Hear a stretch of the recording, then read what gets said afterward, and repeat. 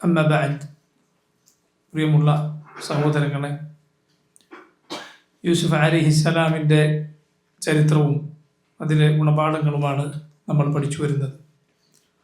അല്ലാഹു സുബ്ഹാനഹു വ തആല യൂസുഫ് അലൈഹിസ്സലാമിനെ ജയിലിൽ നിന്ന് രക്ഷപ്പെടുത്തുകയും മസ്റിലെ കൊട്ടാരത്തിൽ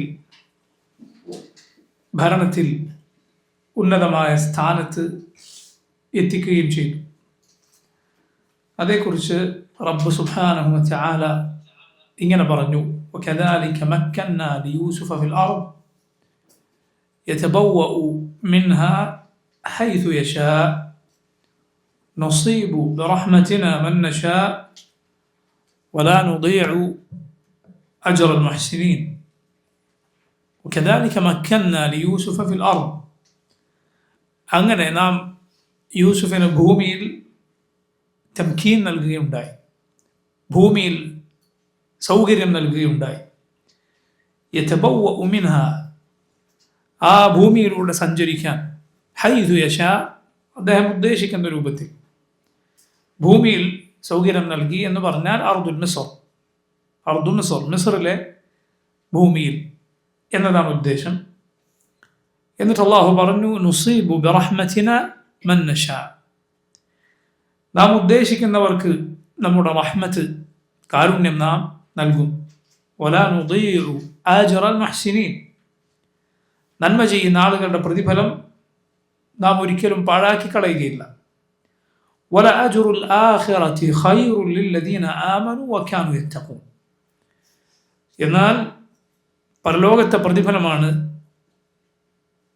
ഏറ്റവും നല്ലത്. ലില്ലദീന ആമനു വകാനു യത്തഖൂൻ, ഈമാനുള്ള, തഖ്വയുള്ള, അല്ലാഹുവിൽ യഥാവിധി വിശ്വസിച്ച, അല്ലാഹുവിനെ സൂക്ഷിച്ച് ജീവിക്കുന്ന ആളുകൾക്ക് പരലോകത്ത് അല്ലാഹു നിശ്ചയിച്ച പ്രതിഫലം ഏതോ അതാണ് ഖൈർ, അതാണ് ഏറ്റവും ഉത്തമം. നോക്കൂ, ഇവിടെ അല്ലാഹു യൂസുഫ് അലൈഹിസ്സലാമിന് ഭൂമിയിൽ നൽകിയ തംകീനിനെ കുറിച്ച്, സൗകര്യത്തെക്കുറിച്ച് പറയുകയാണ്. മഹാന്മാരായ പണ്ഡിതന്മാരിൽ, മുൻഗാമികളിൽ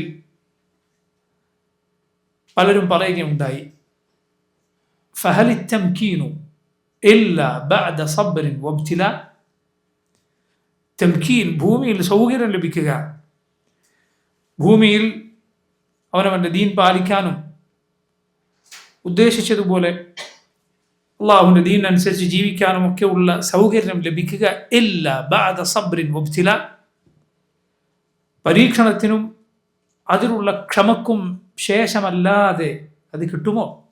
ഇല്ല.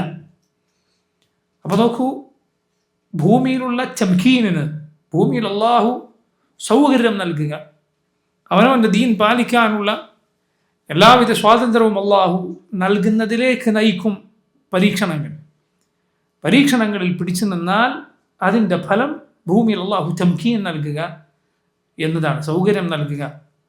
ഭൂമിയിൽ അള്ളാഹു ഉദ്ദേശിച്ചതുപോലെ അവൻ്റെ ദീൻ പാലിച്ച് ജീവിക്കാനുള്ള സ്വാതന്ത്ര്യവും സൗകര്യവും അള്ളാഹു നൽകുക എന്നത്, അതിനാണ് തംകീൻ എന്ന് പറയുക. അള്ളാഹുവിൻ്റെ വലിയ നിഅമത്താണ്.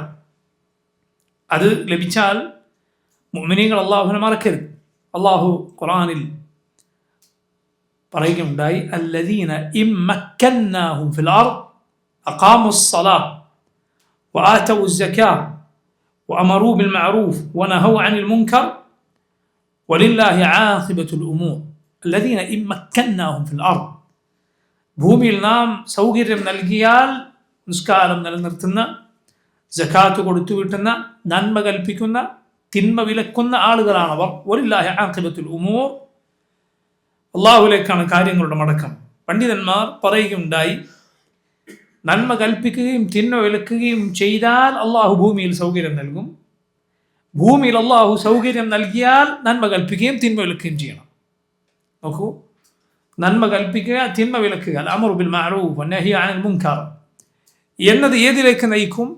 ഭൂമിയിൽ അള്ളാഹു സൗകര്യം നൽകുക, സ്വാതന്ത്ര്യം നൽകുക എന്നതിലേക്ക് നയിക്കും. പക്ഷേ ചിലപ്പോൾ അത് ആദ്യം തന്നെ ലഭിക്കണമെന്നില്ല, മറിച്ച് പരീക്ഷണങ്ങൾക്കും അതിലുള്ള ക്ഷമക്കും ശേഷമായിരിക്കും. അതുകൊണ്ടാണ് അല്ലാഹു റബ്ബുൽ ആലമീൻ നന്മ കൽപ്പിക്കുക, തിന്മ വിലക്കുക എന്നതിൻ്റെ കൂടെ സബർ പറഞ്ഞത്, ക്ഷമ പറഞ്ഞത്.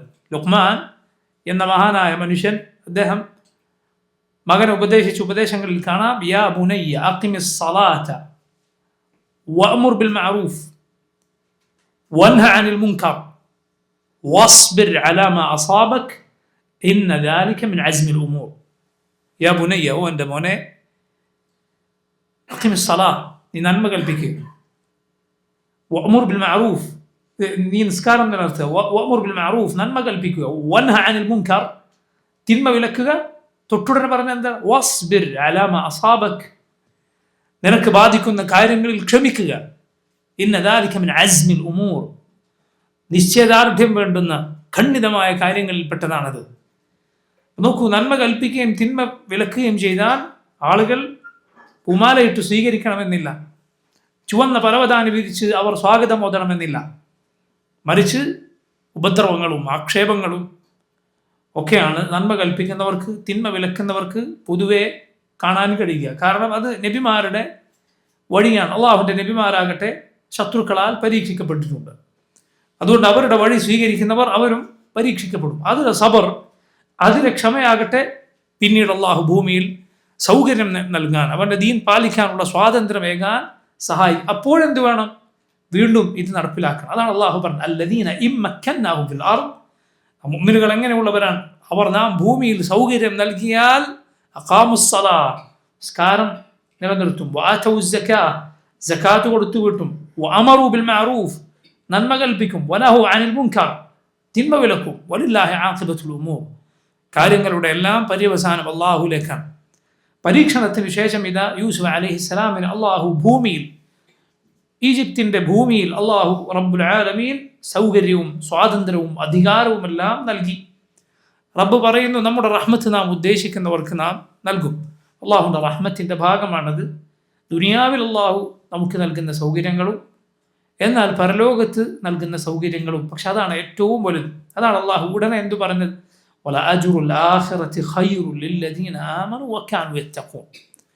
പരലോകത്തെ പ്രതിഫലമാണ് അള്ളാഹുൽ വിശ്വസിച്ച അവനെ സൂക്ഷിച്ച് ജീവിക്കുന്നവർക്ക് ഏറ്റവും നല്ലത്. ഈ ആയത്തിൻ്റെ തഫ്സീറിൽ മുഫസ്സിറുകൾ പറയുകയുണ്ടായി, ഇതിൽ പാഠമുണ്ട്. ആളുകൾക്ക് ദുനിയാവിൽ വല്ല സൗകര്യവും ലഭിച്ചത് നീ കണ്ടാൽ നീ അതിൽ പ്രയാസപ്പെടാൻ പാടില്ല. മറിച്ച് അള്ളാഹു പരലോകത്ത് നൽകുന്ന അജ്റിൽ പ്രതീക്ഷ അർപ്പിക്കുകയും അത് ആഗ്രഹിക്കുകയും ചെയ്യുക. ഒരു മുഅ്മിനെ സംബന്ധിച്ചിടത്തോളം പണ്ഡിതന്മാർ പറഞ്ഞതുപോലെ അവൻ ദുനിയാവിന് അവന് ലഭിക്കാത്ത സുഖ സൗകര്യങ്ങൾ കണ്ടാൽ അവൻ മനസ്സിലാക്കും ഇതിൻ്റെ എല്ലാം അങ്ങേയറ്റം, ഈ സുഖങ്ങളുടെ എല്ലാം പരിപൂർണത അത് സ്വർഗത്തിനാണുള്ളത്.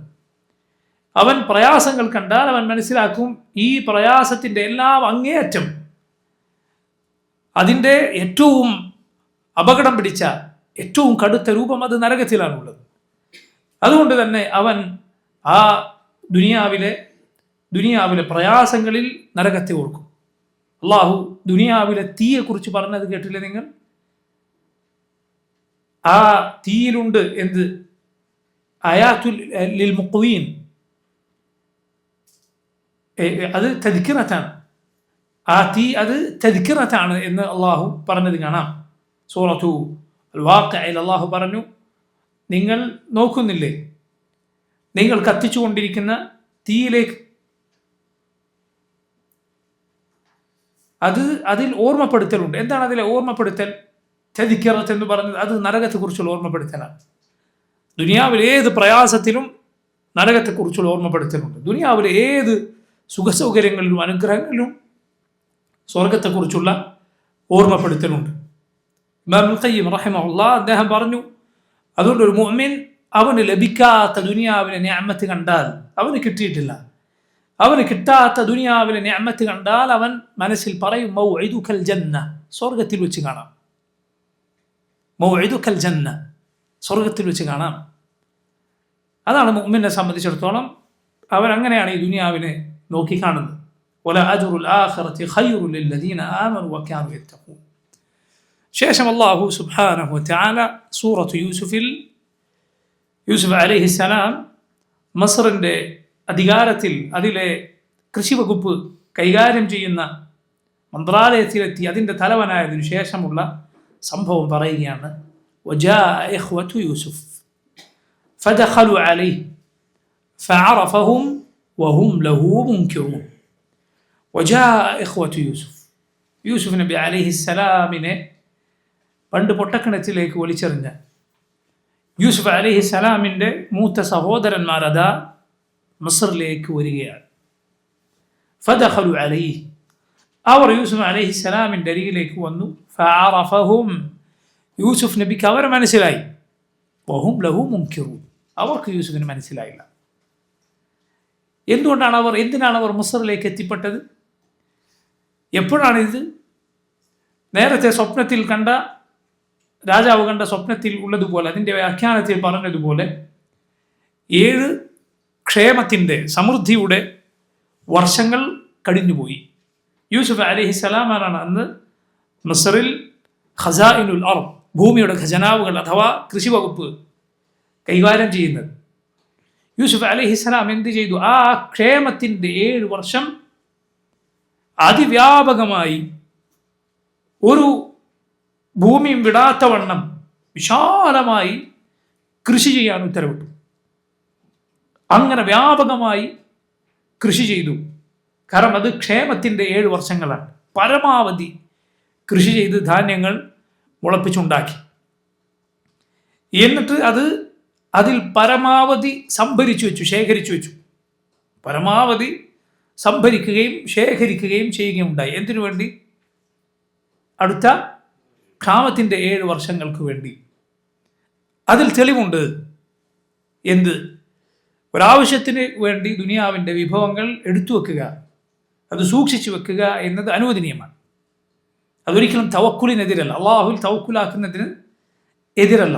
കാരണം അള്ളാഹുവിൽ തവക്കുലാക്കുന്നവരിൽ ഏറ്റവും മുന്നിൽ അള്ളാഹുവിൻ്റെ നബിമാരാണ്. യൂസുഫ് നബി അലൈഹിസ്സലാം അടുത്ത ക്ഷാമത്തിൻ്റെ 7 വർഷത്തിലേക്ക് വേണ്ടി ഈ ക്ഷേമത്തിൻ്റെ 7 വർഷത്തിൽ ഭക്ഷണധാന്യങ്ങൾ എടുത്തു വെക്കുകയാണ്. അപ്പം അത് അനുവദിക്കപ്പെട്ട കാര്യമാണ്. എന്ന് മാത്രമല്ല, അത് ഇതുപോലുള്ള കാര്യങ്ങളുണ്ടോ എങ്കിൽ അത് നല്ലതാണ്. നമ്മുടെ റസൂൽ സല്ലല്ലാഹു അലൈഹി വസല്ലം ഖൂതുസന, ഒരു വർഷത്തെ അവിടത്തേക്കും കുടുംബത്തിനും വേണ്ട ഭക്ഷ്യധാന്യങ്ങൾ സൂക്ഷിച്ചു വെച്ചിരുന്നു എന്ന ഹദീസുകളിൽ കാണാം. നബി സല്ലല്ലാഹു അലൈഹി വസല്ലമയുടെ വിശാലമായ ദാനം കാരണത്താൽ അത് വേഗം തീർന്നു പോകാറുണ്ടായിരുന്നു, വേറെ കാര്യം. പക്ഷേ റസൂലുള്ളാഹി സ്വല്ലല്ലാഹു അലൈഹി വസല്ലം അത് എടുത്തു വെച്ചു എന്നത് അങ്ങനെ സൂക്ഷിച്ചു വെക്കാൻ തെളിവാണ്. ഒരാൾ തൻ്റെ മക്കൾക്ക് വേണ്ടി, ഭാവിയിലേക്ക് വേണ്ടി കരുതലായി പണം എടുത്തു വെക്കുന്നു. അള്ളാഹുവിനോടുള്ള ഹക്ക് അയാൾ അതിൽ വീട്ടുന്നുവെങ്കിൽ, സക്കാത്തിൻ്റെ പരിധി എത്തിയിട്ടുണ്ട് എങ്കിൽ അതിൻ്റെ സക്കാത്ത് വർഷാവർഷം കൊടുത്തു വീട്ടുന്നു.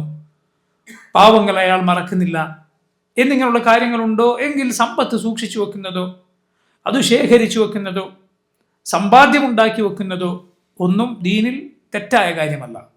മറിച്ച് അത് അനുവദിക്കപ്പെട്ടതും ഒരാളുടെ നീയത്ത് നല്ലതാണെങ്കിൽ പ്രതിഫലാർഹവുമായ കാര്യമാണ്.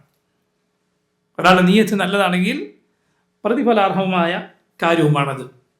അപ്പോൾ നോക്കൂ, അതിൽ തെറ്റില്ല. നമ്മുടെ മുൻഗാമികൾ ഇത് രണ്ടും യോജിപ്പിച്ചവർ നമ്മുടെ മുൻഗാമികളിൽ ഉണ്ടായിരുന്നു.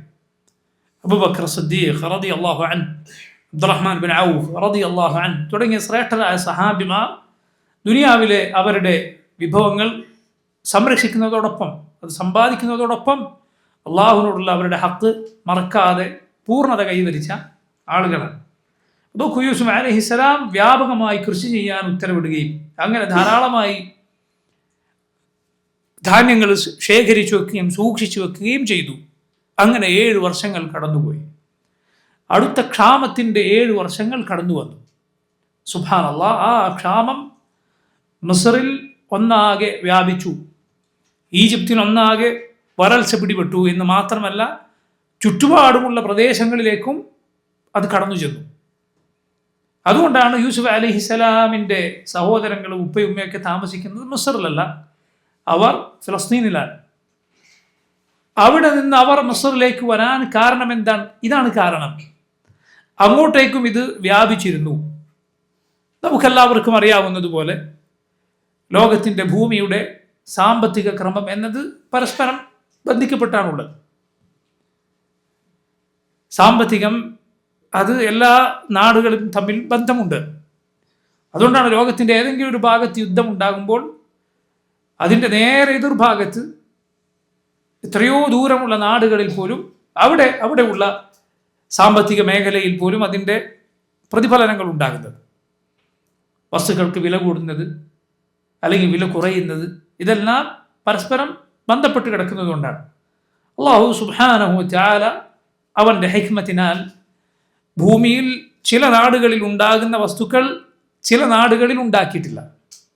ചിലത് ചില നാട്ടിലേ കിട്ടുള്ളൂ, എല്ലാ നാട്ടിലും കിട്ടുകയില്ല. അതുകൊണ്ടാണ് ആളുകൾക്കിടയിൽ കച്ചവടം നടക്കുന്നത്. കാരണം ഈ കൂട്ടർക്ക് ആവശ്യമുള്ളത് അവർ പണം കൊടുത്ത് അവരോട് വാങ്ങും, അവർക്ക് ആവശ്യമുള്ളത് ഇവരോട് പണം കൊടുത്തു വാങ്ങും. അള്ളാഹു ജനങ്ങളുടെ റിസ്ക് ഇതുപോലെ അള്ളാഹു റബ്ബുൽ ആലമീൻ നിശ്ചയിച്ചിരിക്കുന്നു. അതുപോലെയാണ് അള്ളാഹു ആളുകൾക്ക് എല്ലാവർക്കും ഒരേ കഴിവുകൾ നൽകാത്തത്, എല്ലാവരെയും അള്ളാഹു സമ്പന്നരാക്കാത്തത്. കാരണം എല്ലാവരെയും അള്ളാഹു റബ്ബുൽ ആലമീൻ സമ്പന്നരാക്കിയാൽ അവർക്ക് ജോലി ചെയ്യാനും അവരുടെ ഖിദ്മത്തിനൊന്നും ആരെയും കിട്ടുകയില്ല. റബ്ബ് സുബ്ഹാനഹു വ തആല അവൻ്റെ ഹിക്മത്തിനാൽ ഭൂമിയിൽ ഇങ്ങനെയാണ് ആളുകളെ നിശ്ചയിച്ചിട്ടുള്ളത്, നാടുകളെ നിശ്ചയിച്ചിട്ടുള്ളത്. അങ്ങനെ നോക്കൂ, മിസ്റിലെ ഈ വരൾച്ച ചുറ്റുഭാഗങ്ങളിലേക്കും വ്യാപിച്ചു.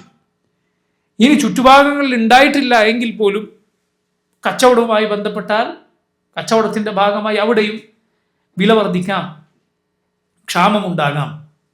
ഇങ്ങനെ ക്ഷാമമുണ്ടായപ്പോൾ എന്ത് സംഭവിച്ചു? ഉറപ്പാണ്, ആരുടെയെങ്കിലും പക്കൽ ധാന്യമുണ്ടോ അതിന് വലിയ വിലയായിരിക്കും. ഒരു പിടി ധാന്യം ചിലപ്പോൾ അതിന് സ്വർണം വിലയായി കൊടുക്കേണ്ടി വരും. അങ്ങനെയുള്ള ക്ഷാമമായി മാറിയേക്കും, ഭക്ഷണം കിട്ടാതെ ആയേക്കും. അതുകൊണ്ടാണ് നോക്കൂ, ഇസ്ലാമിൽ പല ഘട്ടങ്ങളിലും പല സന്ദർഭങ്ങളിലും ഭക്ഷണം കൊടുക്കാൻ പറഞ്ഞത് കാണാം. പ്രായശ്ചിത്തമായി ഭക്ഷണം കൊടുക്കാൻ. ഇപ്പോൾ ഫത്ർ സക്കാത്ത് അത് ഭക്ഷ്യധാന്യമല്ലാതെ സ്വീകാര്യമാവുകയില്ല, അത് തന്നെ കൊടുക്കണം. അത് കൊടുത്താൽ അത് ശരിയാവുകയുള്ളൂ. അതുപോലെ ചില തെറ്റുകൾ അതിന് പ്രായശ്ചിത്തമായി ഒരു സാധുവിന് ഭക്ഷണം കൊടുക്കാൻ അല്ലെങ്കിൽ 10 സാധുക്കൾക്ക് ഭക്ഷണം കൊടുക്കാൻ, ഇങ്ങനെ ദീനിൽ നിയമം കാണാം. അവിടെ ഭക്ഷണം പ്രത്യേകമായി പറഞ്ഞെടുത്ത് അത് തന്നെ കൊടുക്കണം. കാരണം അള്ളാഹു അത് നിശ്ചയിച്ചതിന് പിന്നിൽ അവൻ്റെ ഹിക്മത്തുണ്ട്. ചില കാലം വരും നിന്റെ പോക്കറ്റ് നിറയെ പൈസ ഉണ്ടായാലും തിന്നാനൊന്നും വാങ്ങാൻ കിട്ടുകയില്ല. അങ്ങനെയുള്ള കാലം വന്നേക്കും. അങ്ങനെയുള്ള രൂപത്തിൽ കാര്യങ്ങൾ മാറി മറിഞ്ഞേക്കും. നമുക്ക് തന്നെ അത്തരത്തിലുള്ള എത്ര അനുഭവങ്ങൾ പകർച്ചവ്യാധി പടർന്നു പിടിച്ച സമയത്തുണ്ടായി. വളരെ എളുപ്പത്തിൽ പോയി വാങ്ങിയിരുന്ന പല ഭക്ഷണ പദാർത്ഥങ്ങളും കിട്ടാതെയായി, പുറത്തിറങ്ങാൻ പറ്റുന്നില്ല. എന്ത് ചെയ്യും? നിന്റെ കയ്യിൽ പൈസ ഉണ്ടായിട്ട് കാര്യമില്ല. യാ സുബ്ഹാനല്ലാഹ്, ഇവിടെ ഗൾഫ് യുദ്ധത്തിൻ്റെ സമയത്ത് കുവൈത്തിലുണ്ടായിരുന്ന ചില ആളുകൾ നേരിട്ടുള്ള അനുഭവം പറയുകയുണ്ടായി. അവിടെ രാത്രി കുവൈത്തിൽ എത്രയോ സമ്പന്നരായ ആളുകൾ, അറബികൾ ഉണ്ടായിരുന്നു. അവരിൽ ചിലർ രാത്രി നല്ല ഭക്ഷണം കഴിച്ച് അതിൽ ബാക്കി വന്നത് വലിയൊരു ഭാഗം പുറത്തുള്ള വേസ്റ്റിൻ്റെ ബാസ്ക്കറ്റിൽ കൊണ്ടുപോയി തള്ളി. രാത്രിക്ക് രാത്രി യുദ്ധം പുറപ്പെട്ടു. യുദ്ധം പൊട്ടിപ്പുറപ്പെട്ടു. പിറ്റേന്ന് രാവിലെ ഭക്ഷണമില്ലാതെ വീട്ടിൻ്റെ പുറത്തിറങ്ങി താൻ തലേന്ന് കളഞ്ഞ ഭക്ഷണം എടുത്ത് അതിൻ്റെ ബാക്കിയെടുത്ത് കഴിക്കേണ്ടി വന്ന അവസ്ഥ ആളുകൾക്കുണ്ടായിട്ടുണ്ട്. നഅൂദു ബില്ലാഹ്, സല്ലല്ലാഹു അലൈഹി വസല്ലം. ചിന്തിച്ചു നോക്കൂ, പണമോ കയ്യിലുള്ള സൗകര്യങ്ങളോ ഒന്നും പ്രയോജനപ്പെടാത്ത അവസ്ഥ. നോക്കൂ, ഭക്ഷണം, ഈ ഭക്ഷ്യധാന്യങ്ങൾ ഈ രൂപത്തിൽ യൂസുഫ് അലൈഹിസ്സലാം സൂക്ഷിച്ചു വെക്കുകയും എന്നിട്ട് ജനങ്ങൾക്ക് അത് വളരെ കൃത്യമായ ഒരു കണക്കിൽ വിതരണം നടത്തുകയും ചെയ്തു. ഈ ക്ഷാമത്തിൻ്റെ കാലത്ത് യൂസുഫ് അലൈഹിസ്സലാം എങ്ങനെയാണ് വിതരണം നടത്തിയത്? വെറുതെ കൊടുക്കുകയല്ല, മറിച്ച് അതിന് വില വാങ്ങിയിരുന്നു. പക്ഷേ അതിൻ്റെ യഥാർത്ഥ വില, ക്ഷാമത്തിൻ്റെ സമയത്ത് ആളുകൾ വാങ്ങുന്ന ഇരട്ടിയായുള്ള വിലയല്ല, സാധാരണ വില, അത് വാങ്ങിക്കൊടുത്തിരുന്നു. എന്ന് മാത്രമല്ല, ഒരാൾക്ക് കൊടുത്തിരുന്നത് പരമാവധി ഒരു ഒട്ടകപ്പുറത്ത് കൊണ്ടുപോകാനുള്ള ഭക്ഷ്യധാന്യങ്ങൾ മാത്രം, വാരിക്കോരി കൊടുക്കുകയല്ല. ആളെണ്ണം ഒരു ഒട്ടകപ്പുറത്ത് കൊണ്ടുപോകാൻ സാധിക്കുന്ന അത്രമാത്രം, ഹെംലു ബഈർ എന്ന് പറയുന്നത് ഒരു ബഈറിൻ്റെ, ഒരൊട്ടകത്തിന് വഹിക്കാവുന്ന അത്രമാത്രം. ഇങ്ങനെ കൃത്യമായി ആളുകൾക്ക് യൂസുഫ് അലൈഹിസ്സലാം ഈ ഭക്ഷ്യധാന്യത്തിൻ്റെ വിതരണം ഏറ്റെടുത്തത് നടപ്പിലാക്കി. നോക്കൂ നിങ്ങൾ, അതിലൂടെ എന്ത് സംഭവിക്കും? ആളുകൾക്കൊക്കെ അത് കിട്ടുന്ന അവസ്ഥ ഉണ്ടാകും. റസൂലുള്ളാഹി സ്വല്ലല്ലാഹു അലൈഹി വസല്ലം അശ്അരി ഗോത്രത്തെക്കുറിച്ച്, അബൂ മൂസ അശ്അരി റളിയല്ലാഹു അൻഹു എന്ന സഹാബിയുടെ ഗോത്രമാണ്. ആ ഗോത്രത്തെക്കുറിച്ച് നബി സല്ലല്ലാഹു അലൈഹി വസല്ലം പറഞ്ഞു, അവർക്കൊരു സ്വഭാവമുണ്ട്. അവരിൽ പട്ടിണി ഉണ്ടായാൽ, ആ കുടുംബത്തിൽ പട്ടിണി ഉണ്ടായാൽ അവരെന്ത് ചെയ്യും? അവരെല്ലാവരും ഒരുമിച്ചിരിക്കും. എന്നിട്ട് നടുവിൽ അവരുടെ കയ്യിലുള്ളതൊക്കെ എല്ലാവരും വട്ടത്തിലിരുന്ന് നടുവിലേക്ക് വെക്കും. നമുക്കെല്ലാവർക്കും പറയാം, ഉള്ളവർക്ക് മാത്രമല്ല വെക്കാൻ പറ്റുള്ളൂ, ഇല്ലാത്ത ആളുകൾക്ക് അത് സാധിക്കില്ല. എന്നിട്ട് പിന്നെ എല്ലാവരും വീതിച്ചെടുക്കും. എന്ത് സംഭവിച്ചു? ഉള്ളവന്റെ പക്കൽ നിന്ന് ഇല്ലാത്തവന് കൂടി അതിൻ്റെ വിഹിതം കിട്ടുകയുണ്ടായി. റസൂലുള്ളാഹി സ്വല്ലല്ലാഹു അലൈഹി വസല്ലം അവരുടെ ഈ സ്വഭാവം പറഞ്ഞതിന് ശേഷം നബി പറഞ്ഞു, ഹും മിന്നി വ അന മിൻഹും, അവരെന്നിൽപ്പെട്ടവരാണ്, ഞാൻ അവരിൽപ്പെട്ടവരാണ്. കാരണം ഈ പ്രയാസത്തിൽ അവർ കാണിക്കുന്ന ഈ പരസ്പര സ്നേഹവും ഈ സഹകരണവും കാരണത്താലാണ് അല്ലാഹുവിൻ്റെ റസൂൽ സ്വല്ലല്ലാഹു അലൈഹി വസല്ലം അങ്ങനെ പറഞ്ഞു. അങ്ങനെ പരസ്പരം സഹായിക്കുന്ന കുടുംബങ്ങൾക്കിടയിൽ നിങ്ങൾക്ക് എന്തെന്നില്ലാത്ത ബറക്കത്ത് കാണാൻ സാധിക്കും. പണ്ഡിതന്മാർ പറഞ്ഞു, ആ കുടുംബത്തിലുള്ള ആളുകൾ ചിലപ്പോൾ തിന്മകളിലും മറ്റും വീണുപോകുന്ന ആളുകളാണ് എങ്കിൽ കൂടി അല്ലാഹു റബ്ബുൽ ആലമീൻ അവരുടെ പരസ്പര സ്നേഹവും സഹകരണവും കാരണത്താൽ അവർക്ക് ദുനിയാവ് വാരിക്കൊടുത്തേക്കും, ദുനിയാവ് ധാരാളമായി അവർക്ക് നൽകി. ഇങ്ങനെ എത്രയോ കുടുംബങ്ങൾ നിങ്ങൾക്ക് പരിശോധിച്ചാൽ കാണാൻ സാധിക്കും. കാരണം അത് വലിയ ഗുണമാണ്. കൂട്ടത്തിലുള്ള പാവങ്ങളെ, സാധുക്കളെ കണ്ടറിയുകയും അവരെ സഹായിക്കുകയും ചെയ്യുക എന്നത് അല്ലാഹുവിലേറെ പരിഗണനീയമായ കാര്യമാണ്. യൂസുഫ് അലൈഹിസ്സലാം ഈ രൂപത്തിൽ വിതരണം ചെയ്താൽ സ്വാഭാവികമായി എന്ത് സംഭവിക്കും? ആ വിവരം ചുറ്റുമുള്ള നാടുകളിൽ അറിയും. അതുകൊണ്ടാണ് യൂസുഫ് അലൈഹിസ്സലാമിൻ്റെ നാട്ടിലേക്ക്, യൂസുഫ് അലൈഹിസ്സലാമിൻ്റെ അരികിലേക്ക് ഒടുവിൽ ആരെത്തിച്ചേർന്നത്? യൂസുഫ് നബിയുടെ സഹോദരങ്ങൾ എത്തിച്ചേർന്നത് ഇങ്ങനെയാണ്. അവർ വന്നു, കൊട്ടാരത്തിൽ യൂസുഫ് അലൈഹിസ്സലാം ഇരിക്കുന്ന ആ ഉന്നതമായ സ്ഥാനത്ത് എത്തിച്ചേർന്നു.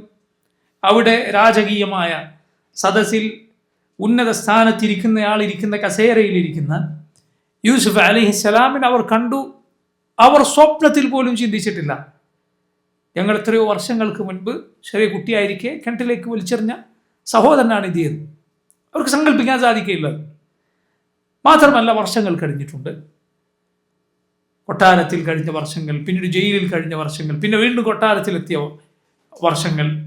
ആദ്യത്തേത് അസീസിൻ്റെ കൊട്ടാരമാണ്, ഇത് മന്ത്രിയുടെ കൊട്ടാരമാണ്. അപ്പോൾ നോക്കൂ, ഇങ്ങനെ ഇത്രയും കാലം കഴിഞ്ഞാൽ അനുജനെ അവർ തിരിച്ചറിയുകയില്ലെന്ന് സ്വാഭാവികമാണ്. അവർ തിരിച്ചറിഞ്ഞില്ല. എന്നാൽ യൂസുഫ് അലൈഹിസ്സലാമിന് അവരെ മനസ്സിലായി, ജ്യേഷ്ഠന്മാരെ മനസ്സിലായി. എന്തുണ്ടായി? വലമ്മ ജഹസഹും ബിജഹാസിഹിം ഖാല അതൂനി ബിഅഖിൻ ലക്കും മിൻ അബീകും അലാ തറൗന അന്നി ഊഫിൽ കൈല വഅന ഖൈറുൽ മുൻസിലീൻ. വലമ്മ ജഹസഹും ബിജഹാസിഹിം, അവർക്ക് കൊടുക്കാനുള്ള ധാന്യങ്ങളൊക്കെ കൊടുത്തതിന് ശേഷം ഖാൽ, യൂസുഫ് അലൈഹിസ്സലാം പറഞ്ഞു, അതൂനി ബിഅഖിൻ ലക്കും മിൻ അബീകും, നിങ്ങളുടെ ആ സഹോദരനെയും കൂട്ടി നിങ്ങൾ അടുത്ത തവണ വരണം, നിങ്ങളുടെ ഉപ്പയൊത്ത സഹോദരനെ. അലാ തറൗന, നിങ്ങൾ കാണുന്നില്ലേ? അന്നി ഊഫിൽ കൈല, ഞാൻ അളവ് തികച്ചു കൊടുക്കുന്നു എന്ന്. വഅന ഖൈറുൽ മുൻസിലീൻ, ഞാൻ നന്നായി ആതിഥ്യം അരുളുന്നു, വരുന്ന ആളുകളെ നന്നായി സ്വീകരിക്കുന്നു എന്നൊക്കെ നിങ്ങൾ കണ്ടില്ലേ എന്ന് പറഞ്ഞാൽ യൂസുഫ് അലൈഹിസ്സലാം അവരോട് വന്നപ്പോൾ അവരുടെ കാര്യങ്ങൾ, അവരുടെ കുടുംബം ഇതൊക്കെ ചോദിച്ചു എന്നാണ്. നിങ്ങൾ എത്ര പേരുണ്ട്? അപ്പോൾ പറഞ്ഞു, ഞങ്ങൾ ഇത്ര പേരുണ്ട്. ഒരു അനുജനുണ്ട്, പക്ഷെ ആ അനുജനെ ഞങ്ങൾ കൂട്ടി വന്നിട്ടില്ല. അതാരാണ്? അത് ബിന്യാമീനാണ്. ബിന്യാമീൻ അവരുടെ അനുജനാണ്. യൂസുഫ് അലൈഹിസ്സലാമിൻ്റെയും ഇളയ അനുജനാണ് ബിന്യാമീൻ. യൂസുഫ് നബിയും ബിന്യാമീനും ഒരേ ഉമ്മയുടെ മക്കളാണ്. ബാക്കിയുള്ളവരുടെ ഉമ്മ വേറെയാണ്. യൂസുഫ് അലൈഹിസ്സലാമിൻ്റെ ഷഖീഖാണ് ആര്? ബിന്യാമീൻ. ഷഖീഖ് എന്നാൽ ഉമ്മ ഉപ്പയൊത്ത സഹോദരനാണ് ഷഖീഖ്. അതേസമയം ബാക്കിയുള്ള സഹോദരങ്ങൾ അങ്ങനെയല്ല. അത് അവരുടെ സ്നേഹക്കുറവിൻ്റെ, അവരുടെ അസൂയയുടെ പിന്നിൽ ഇതുകൂടി കാരണമായി പ്രവർത്തിക്കും. സ്വാഭാവികമാണ്. കാരണം ഒരേ ഉമ്മയും ഉപ്പയൊത്ത മക്കൾ തമ്മിലുള്ള അടുപ്പം ചിലപ്പോൾ ഉമ്മ മാത്രം ഒത്ത അല്ലെങ്കിൽ ഉപ്പ മാത്രം ഒത്ത സഹോദരങ്ങൾ തമ്മിൽ ഉണ്ടായിക്കൊള്ളണമെന്നില്ല, എപ്പോഴും ഉണ്ടായിക്കൊള്ളണമെന്നില്ല. അപ്പോൾ നോക്കൂ, ഇങ്ങനെ ഒരു അനുജൻ കൂടി അവർക്കുണ്ട്, പക്ഷെ കൂട്ടിയിട്ടില്ല എന്ന് പറഞ്ഞു. അതിന് നമുക്ക് മനസ്സിലാക്കാം, യാക്കൂബ് അലൈഹിസ്സലാം ഇത്രയും വലിയ ആവശ്യം ഉണ്ടായിട്ടും ആരയച്ചില്ല? ബിന്യാമിൻ അവരുടെ കൂടെ അയച്ചില്ല. കാരണം യൂസുഫ് അലൈഹിസ്സലാം നഷ്ടപ്പെട്ടതിന് ശേഷം ബിന്യാമീനിൽ യാക്കൂബ് അലൈഹിസ്സലാം യൂസുഫിനെ കണ്ടിരുന്നു. ചില തഫ്സീറുകളിൽ വന്നതുപോലെ യൂസുഫിൻ്റെ സുഗന്ധം യാക്കൂബ് ആരിൽ അറിഞ്ഞിരുന്നു? ബിന്യാമീനിൽ അറിഞ്ഞിരുന്നു. മാതാപിതാക്കൾക്ക് മക്കളിൽ എന്തുണ്ടാകും? സുഗന്ധമുണ്ടാകുമെന്ന്. ചിലപ്പോൾ എല്ലാ വിലയേറിയ സുഗന്ധങ്ങളെക്കാളും വലിയ സുഗന്ധം ആരിൽ വാസനിക്കാൻ സാധിക്കും? അവനവൻ്റെ മക്കളിൽ വാസനിക്കാൻ സാധിക്കും. നിങ്ങൾ കേട്ടിട്ടില്ലേ ഹസനെയും ഹുസൈനെയും റസൂലുള്ളാഹി സ്വല്ലല്ലാഹു അലൈഹി വസല്ലമയുടെ റൈഹാനത്തുകൾ എന്ന് വിശേഷിപ്പിക്കപ്പെട്ടത് കാണാം. നബിയുടെ റൈഹാന. റൈഹാന എന്നത് ഒരു സുഗന്ധ പുഷ്പമാണ്. നല്ല മണമുള്ള ഒരു പുഷ്പത്തിൻ്റെ പേരാണെന്ത്? റൈഹാൻ എന്നത്. ഒരാൾക്ക് തൻ്റെ കുഞ്ഞിൻ്റെ മണം എന്ന് പറയുന്നത് ബാക്കിയുള്ള പലതിനേക്കാളും ഇഷ്ടമായിരിക്കും. നബി സല്ലല്ലാഹു അലൈഹി വസല്ലം അവിടുത്തെ കുട്ടിയെ ചുംബിച്ചതിനെ കുറിച്ച് ഹദീസിൽ കാണാം, ഖബ്ബലഹു വ ശമ്മഹു. ഖബ്ബലഹു വ ശമ്മഹു എന്താണ് അതിൻ്റെ അർത്ഥം? മലയാളത്തിൽ ഇറക്കിയ അർത്ഥം മുത്തിമണത്തു എന്ന് പറയണം. മുത്തിമണത്തു. അതുകൊണ്ടാണ് പണ്ട് കാലത്ത് ഒരു അറബി സ്ത്രീ തൻ്റെ കുഞ്ഞിനെ ഊഞ്ഞാലാട്ടിക്കൊണ്ടിരിക്കുക, അതിനെ ഉറക്കിക്കൊണ്ടിരിക്കെ ഒരു കവിത ചൊല്ലുകയുണ്ടായി. അവർ പാടി, യാ ഹബ്ബദ റീഹുൽ വലദ് റീഹുൽ ഖുസാമ ഫിൽ ബലദ് അഹാകദ കുല്ലുൽ വലദ് അം ലം യലിദ് ഖബ്ലി അഹദ്. യാ ഹബ്ബദ റീഹുൽ വലദ്, കുഞ്ഞിൻ്റെ സുഗന്ധം എത്ര നല്ല സുഗന്ധമാണ്. റീഹുൽ ഖുസാമ ഫിൽ ബലദ്, ഖുസാമയുടെ ഗന്ധമാണ്. ഖുസാമ എന്നത് ലാവൻഡറിനാണ് എന്ത് പറയുക? ഖുസാമ. ആ വയലറ്റ് നിറത്തിലുള്ള ആ സുഗന്ധം നിറഞ്ഞ പുഷ്പം. റീഹുൽ ഖുസാമ ഫിൽ ബലദ് അഹാകദ കുല്ലുൽ വലദ്. എല്ലാ കുട്ടിയും ഇങ്ങനെയാണോ? അം ലം യലിദ് ഖബ്ലി അഹദ്, അതല്ല എനിക്ക് മുൻപ് ആരും പ്രസവിച്ചിട്ടില്ലേ? എനിക്ക് മുമ്പ് ആർക്കും കുട്ടി ഉണ്ടായിട്ടില്ലേ? ഇതെല്ലാവർക്കും ഉള്ള അനുഭവമാണോ? അല്ല എനിക്ക് മാത്രമാണോ? യഹബ്ബദ റീഹുൽ വലദ് റീഹുൽ ഖുസാമ ഫിൽ ബലദ് അഹാകദ കുല്ലുൽ വലദ് അം ലം യലിദ് ഖബ്ലി അഹദ്. ഇങ്ങനെയാണ് ആളുകൾക്ക് അവരുടെ മക്കൾ. യാക്കൂബ് അലൈഹിസ്സലാം ബിന്യാമീനെ തൻ്റെ അടുത്ത് തന്നെ എപ്പോഴും നിർത്തിയിരുന്നു. യൂസുഫിൻ്റെ ഓർമ്മകൾ, യൂസുഫിൻ്റെ ഗന്ധം, യൂസുഫിൻ്റെ ആ വിടവ് നികത്തുവാനെന്ന വണ്ണം ബിന്യാമീനെ യാക്കൂബ് അലൈഹിസ്സലാം കൂടെ തന്നെ നിർത്തിയിരുന്നു. എവിടെയും പറഞ്ഞയച്ചിരുന്നില്ല. യൂസുഫ് അലൈഹിസ്സലാമിനെ നേരത്തെ പറഞ്ഞയക്കുമ്പോൾ പറഞ്ഞതുപോലെ, ഇന്നി ലയഹ്സുനുനി അൻ തദ്ഹബു ബിഹി, നിങ്ങൾ മകനെയും കൊണ്ട് പോവുക എന്നത്, അവനെയും കൊണ്ട് പോവുക എന്നത് എനിക്ക് ദുഃഖമുണ്ടാക്കും, പിരിഞ്ഞിരിക്കാൻ സാധ്യമല്ല. അപ്പോൾ നോക്കൂ, ഇത് മനുഷ്യരുടെ പ്രകൃതമാണ്. അവരുടെ മക്കളോടുള്ള ഈ രൂപത്തിലുള്ള സ്നേഹം എന്ന് പറയുന്നത് അല്ലാഹു റബ്ബുൽ ആലമീൻ ആളുകളുടെ മനസ്സിലിട്ട് കൊടുക്കുന്ന റഹ്മത്താണ്. നമ്മുടെ റസൂൽ സല്ലല്ലാഹു അലൈഹി വസല്ലം അവിടുന്ന് മുലയൂട്ടാൻ ഏൽപ്പിച്ചിരുന്നു ഇബ്രാഹിമിനെ. ഇബ്രാഹിമിനെ ഒരു കൊല്ലൻ്റെ ഭാര്യയുടെ അരികിൽ റസൂലുള്ളാഹി സ്വല്ലല്ലാഹു അലൈഹി വസല്ലം മുലയൂട്ടാൻ ഏൽപ്പിച്ചിരുന്നു. അതുകൊണ്ട് കറുത്ത പുകയൊക്കെ ഉള്ള ഒരു വീടായിരുന്നു അത്. റസൂലുള്ളാഹി സ്വല്ലല്ലാഹു അലൈഹി വസല്ലം ആ വീട്ടിലേക്ക് ചെല്ലും മകനെ സന്ദർശിക്കാൻ. ചെന്നാൽ നബി സല്ലല്ലാഹു അലൈഹി വസല്ലം എടുക്കും, എന്നിട്ട് നബി സല്ലല്ലാഹു അലൈഹി വസല്ലം ചുംബിക്കും, വാസനിക്കും അവിടുത്തെ മകനെ. സഹാബത്ത് പറയുന്നത് കാണാം, നബിയെ പോലെ മക്കളെ ഇതുപോലെ ഓമനിക്കുന്ന ആളുകളെ ഞങ്ങൾ കണ്ടിട്ടില്ല എന്ന് സഹാബത്ത് റളിയല്ലാഹു അൻഹും പറഞ്ഞത് കാണാം. അപ്പോൾ നോക്കൂ, യാക്കൂബ് അലൈഹിസ്സലാമിന് ഈ സ്നേഹം ഇങ്ങനെ ഉള്ളത് കൊണ്ട് കുഞ്ഞു മകനെ അവരുടെ കൂടെ വിട്ടിട്ടില്ല. യൂസുഫ് അലൈഹിസ്സലാമിനാകട്ടെ തൻ്റെ സഹോദരനെ കാണാൻ അതിയായ ആഗ്രഹമുണ്ട്. തൻ്റെ ഇളയ സഹോദരനെ, തൻ്റെ ഷഖീഖിനെ കാണാൻ കടുത്ത ആഗ്രഹമുണ്ട്. അതുകൊണ്ട് യൂസുഫ് അലൈഹിസ്സലാം പറഞ്ഞു, ഇനി വരുമ്പോൾ എന്ത് വേണം? കണ്ട ആ സഹോദരനെ കൂട്ടി വരണം. കാണുന്നില്ലേ ഞാൻ എത്ര കൃത്യമായിട്ടാണ്, എത്ര നന്നായിട്ടാണ് നിങ്ങൾക്ക് തരാനുള്ളതൊക്കെ തൂക്കി അളന്നു തരുന്നത്. ഞാൻ നല്ല നല്ല ആതിഥ്യം അരുളുന്ന ആളാണ് എന്ന് നിങ്ങൾക്ക് മനസ്സിലായില്ലേ? ഇതിലെന്താണ്? തർഗീബാണ്, വരാനുള്ള ഒരു പ്രോത്സാഹനമാണ്. അടുത്തത് വന്നില്ലെങ്കിൽ ഇന്നതാണെന്ന ഒരു ഭീഷണിയാണ്. അടുത്ത വാക്ക് എന്താണ്? അള്ളാഹു പറഞ്ഞത്, ഫഇല്ലം തഅതൂനി ബിഹി, ഇനി അതല്ല നിങ്ങൾ അനുജനെ കൂട്ടി വരുന്നില്ല എങ്കിൽ ഫലാ കൈല ലക്കും ഇൻദി, ഞങ്ങൾക്ക് ഇനി അളന്നു തരാൻ പോകുന്നില്ല. വലാ തഖറബു, നിങ്ങൾ എൻ്റെ അടുത്ത് വരണ്ട. അഥവാ യൂസുഫ് അലൈഹിസ്സലാമിൻ്റെ അടുത്ത് ചെല്ലാനും വർത്തമാനം പറയാനും അത് എളുപ്പമുള്ള കാര്യമാകണമെന്നില്ല എല്ലാവർക്കും. കാരണം ഉന്നത സ്ഥാനമുള്ള ആളാണ്, നേരിട്ട് കാണുക, ആ സന്നിധിയിൽ എത്തുക എന്നത് എളുപ്പമുള്ളതല്ല. അതുകൊണ്ട് ഇങ്ങോട്ട് അടുക്കണോ, ഇനി വരുമ്പോൾ എന്ത് ചെയ്യണം, അനുജനെ കൂട്ടി വരണം.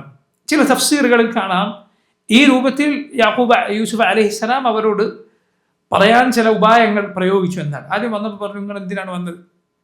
നിങ്ങൾ മറ്റുള്ള നാട്ടിൽ നിന്ന് വന്ന വല്ല ചാരന്മാരോ മറ്റോ ആണോ? അപ്പം അവർ പറഞ്ഞു, അല്ല, ഞങ്ങളിങ്ങനെ പ്രയാസപ്പെട്ടു വന്നതാണ്. അത് ശരി, നിങ്ങൾ എത്ര പേരുണ്ട്? നിങ്ങൾ ഇത്ര പേരുണ്ട്. എന്നാൽ ഞങ്ങൾ ആ അനുജനെയും കൂട്ടി അടുത്ത തവണ വരണം. ഈ രൂപത്തിൽ ചില ഉപായങ്ങൾ പ്രയോഗിച്ചു എന്നാണ്. അവർ അടുത്ത തവണ വരാൻ വേണ്ടി അവർ പറഞ്ഞു, ഞങ്ങൾ എന്ത് ചെയ്യാം, അവൻ്റെ ഉപ്പയോട് അഥവാ ഞങ്ങളുടെ പിതാവിനോട് ഞങ്ങൾ അതിനുവേണ്ടി അദ്ദേഹത്തെ പ്രേരിപ്പിക്കാം. റാവദ എന്നത് സാധാരണ ഒരു പറച്ചലല്ല, മറിച്ച് ചെയ്യാൻ വേണ്ടി പ്രോത്സാഹിപ്പിക്കുക, അതിലേക്ക് എത്തിക്കാൻ ശ്രമിക്കുക. അതിനാണ് റാവദ എന്ന് പറയുക. നേരത്തെ യൂസുഫ് അലൈഹിസ്സലാമിനെ വശീകരിക്കാൻ ആ സ്ത്രീ ശ്രമിച്ചതിനെ കുറിച്ച് ഈ വാക്കാണ് അള്ളാഹു പ്രയോഗിച്ചു, വറാവദതു അല്ലതി ഹുവ ഫി ബൈതിഹ അൻ നഫ്സിഹി എന്ന്. അപ്പം അത് ഒരു പരിശ്രമം നിറഞ്ഞ ഒരാവശ്യപ്പെടലാണ്. ഒരുവണ പറഞ്ഞ് നമ്മളോട് അയക്കും അങ്ങനെ പറയലല്ല, മറിച്ച് വീണ്ടും വീണ്ടും ആവശ്യപ്പെടലാണ് ആ വാക്ക് സൂചിപ്പിക്കുന്നത്. വഇന്നാ ലഫാഇലു, ഞങ്ങൾ ചെയ്യാം. അതിൽ നിന്നുകൂടി നമുക്ക് എന്ത് മനസ്സിലാക്കാം, അങ്ങനെ ഇങ്ങനെയൊന്നും യാക്കൂബ് അലൈഹിസ്സലാം ഈ മകനെ അവരുടെ കൂടെ വിട്ടുകൊടുക്കുകയില്ല.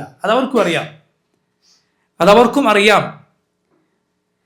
അങ്ങനെ ഉണ്ടായി. യൂസുഫ് അലൈഹിസ്സലാം എന്ത് ചെയ്തു, അവരറിയാതെ യൂസുഫ് അലൈഹിസ്സലാമിൻ്റെ ജോലിക്കാരോട് പറഞ്ഞു, വഖാല ലിഫിത്യാനിഹി ജഅലൂ ബിദാഅതഹും ഫീ റിഹാലിഹിം ലഅല്ലഹും യഅരിഫൂനഹാ ഇദാ ഇൻഖലബൂ ഇലാ അഹ്ലിഹിം ലഅല്ലഹും യർജിഊൻ.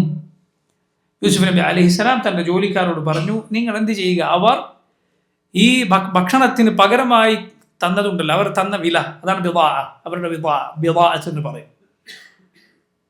അവർ ഇതിന് പകരമായി കൊണ്ടുവന്ന വസ്തുക്കളെന്തോ അത് അവരുടെ ഭാണ്ഡങ്ങളിൽ തന്നെ അവരറിയാതെ വെച്ചു കൊടുക്കുക. ലഅല്ലഹും യഅരിഫൂനഹാ ഇദാ ഇൻഖലബൂ ഇലാ അഹ്ലിഹിം, അവരവരുടെ കുടുംബത്തിലേക്ക് തിരിച്ചെത്തിയാൽ അത് തിരിച്ചറിയട്ടെ. ലഅല്ലഹും യർജിഊൻ, അവർ തിരിച്ചു വരാൻ വേണ്ടി. യൂസുഫ് അലൈഹിസ്സലാം ഇത് ചെയ്തത് മുഫസ്സിറുകൾ ഒന്നിലധികം കാര്യങ്ങൾ ഇതിൻ്റെ പിന്നിൽ പറഞ്ഞത് കാണാം.